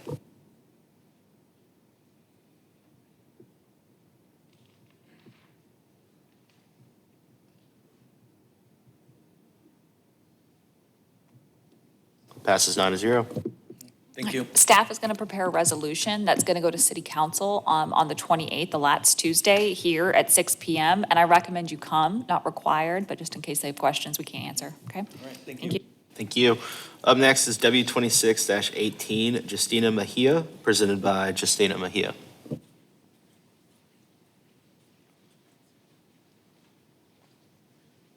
Good evening. My name is Justina Mejia. And my name is Julissa Acosta. I'll be talking on behalf of Justina. So we're requesting not to build a sidewalk on 1414 Christian Avenue since there's no sidewalk at that point from the whole street down. Okay. Anything from staff? And I think this request, it takes into account both of those streets, because on West End, I think there is a 5-foot sidewalk that would need to go to 8 foot for collector, and then on Christian, it would be just the 5 foot. I will point out that there is a school adjacent, and so I do think at least adding that 5-foot sidewalk on Christian would be a really, really good improvement for the area. Anything from the public?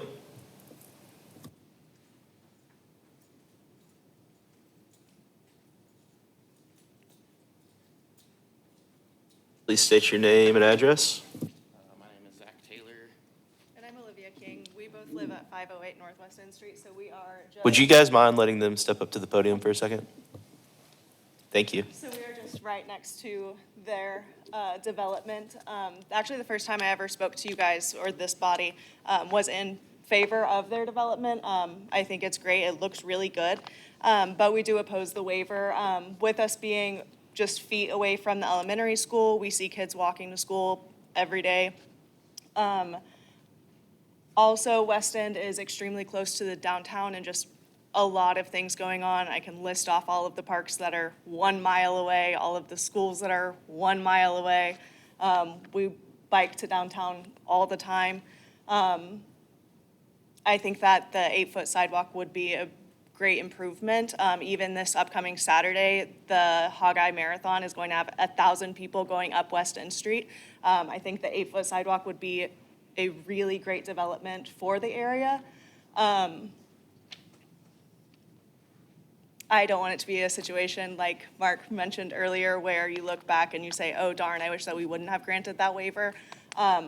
West End doesn't currently have a lot of new developments. It's a lot of old buildings.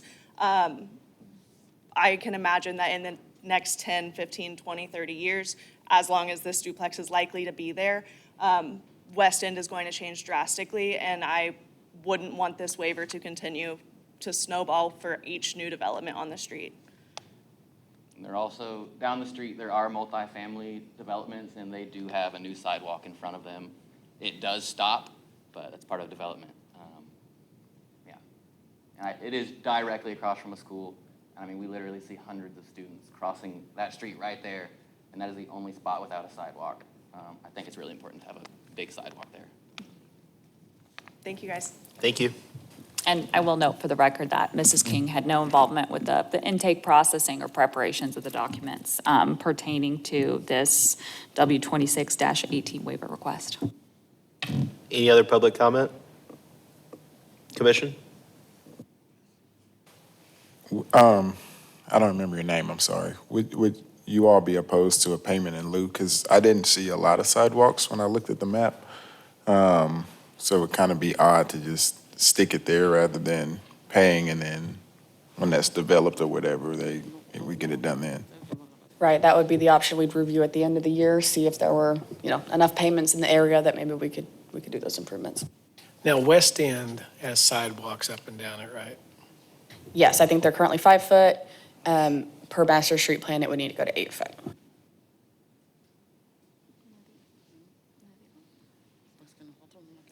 And do you guys understand what he means by fee in lieu? Look, Pardon me, what did you say? I can explain to her in Spanish. Yo le puedo explicar. El pago es un pago en reemplazo de, en lugar de construir la banqueta, de que usted le pague a la ciudad el valor que va a costar la construcción de la banqueta.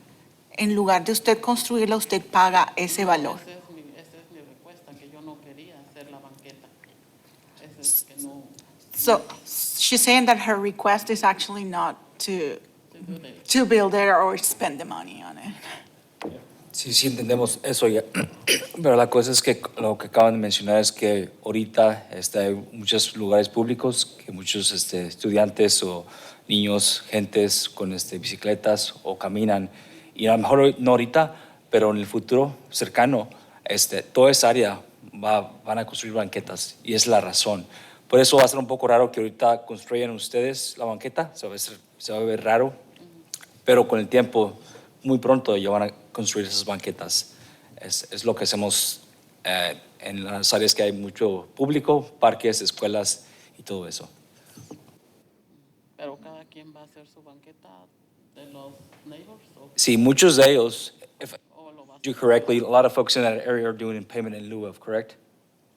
Right, it's becoming more common, and so our policy would be to, at the end of the calendar year, we would look at the payments we would receive and see where they are and how much we have to see if we could move forward with installing some of those sidewalks.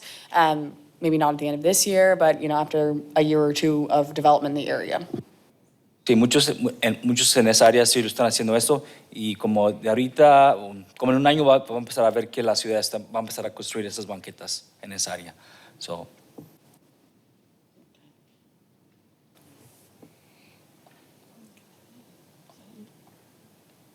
honestamente ahorita es la única opción por el área donde que están, afortunadamente. Y la pueden construir ustedes, ustedes la pueden construir la banqueta de 5 pies de ancho o pueden pagar la ciudad.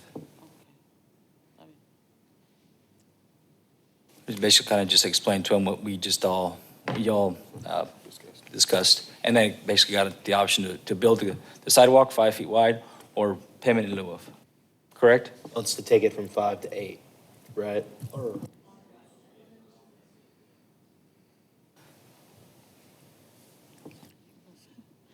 So we'll be building West End 5 to 8, and then on Christian Avenue, how much? That's just 5 feet on Just 5 feet? Christian. Mhm. Okay. And you guys do have the option to go to council and, request a full waiver. O La usted, West End ya tiene. sí. Usted puede, si no está segura de la decisión que va a tomar, usted puede dejar que la comisión vote y que esto lo lleven al consejo de la ciudad y ellos votan y toman la decisión definitiva. No estoy segura ahorita de la decisión de tomar. So I explained to them that she can take it to council if she wants this body to vote on it.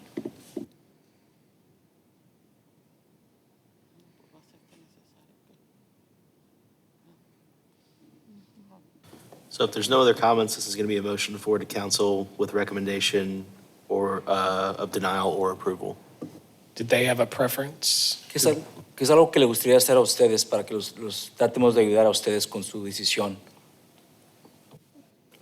Hagamos una recomendación al cuerpo del City Council. No, la verdad no sé. Yo simplemente no la quería hacer, pero no tengo otra decisión.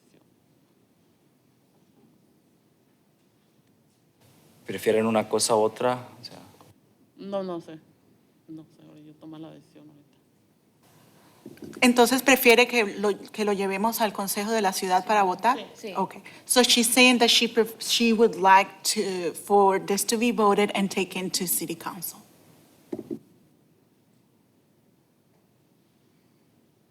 On the waiver, not payment in lieu, just as is? As is. Make a motion for the city council that we deny this waiver request. Second.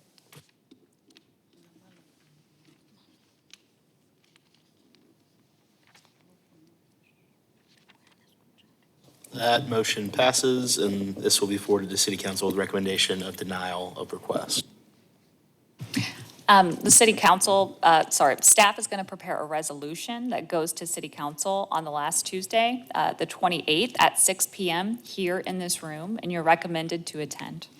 Thank you. I'm going to call back W 26-15, building exteriors, presented by William Hood one last time. All right, we're going to move into our other section, L 25-07, new Emma Apartments approval extension, presented by Engineering Services. Jonathan Schmitz, Engineering Services. We're simply asking for a one-year extension of this LSD. It was approved. We're about ready to submit for a grading permit. We just need a little more time. Anything from staff? Public? Commission? If there are no comments, this is a call for the vote. Call for the vote.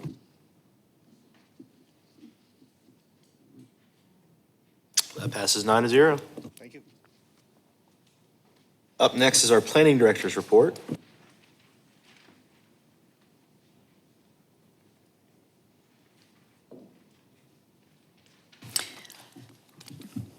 All right, so for April, we had a few updates. Our next work session is going to be on Tuesday, the 21st, 5 PM here.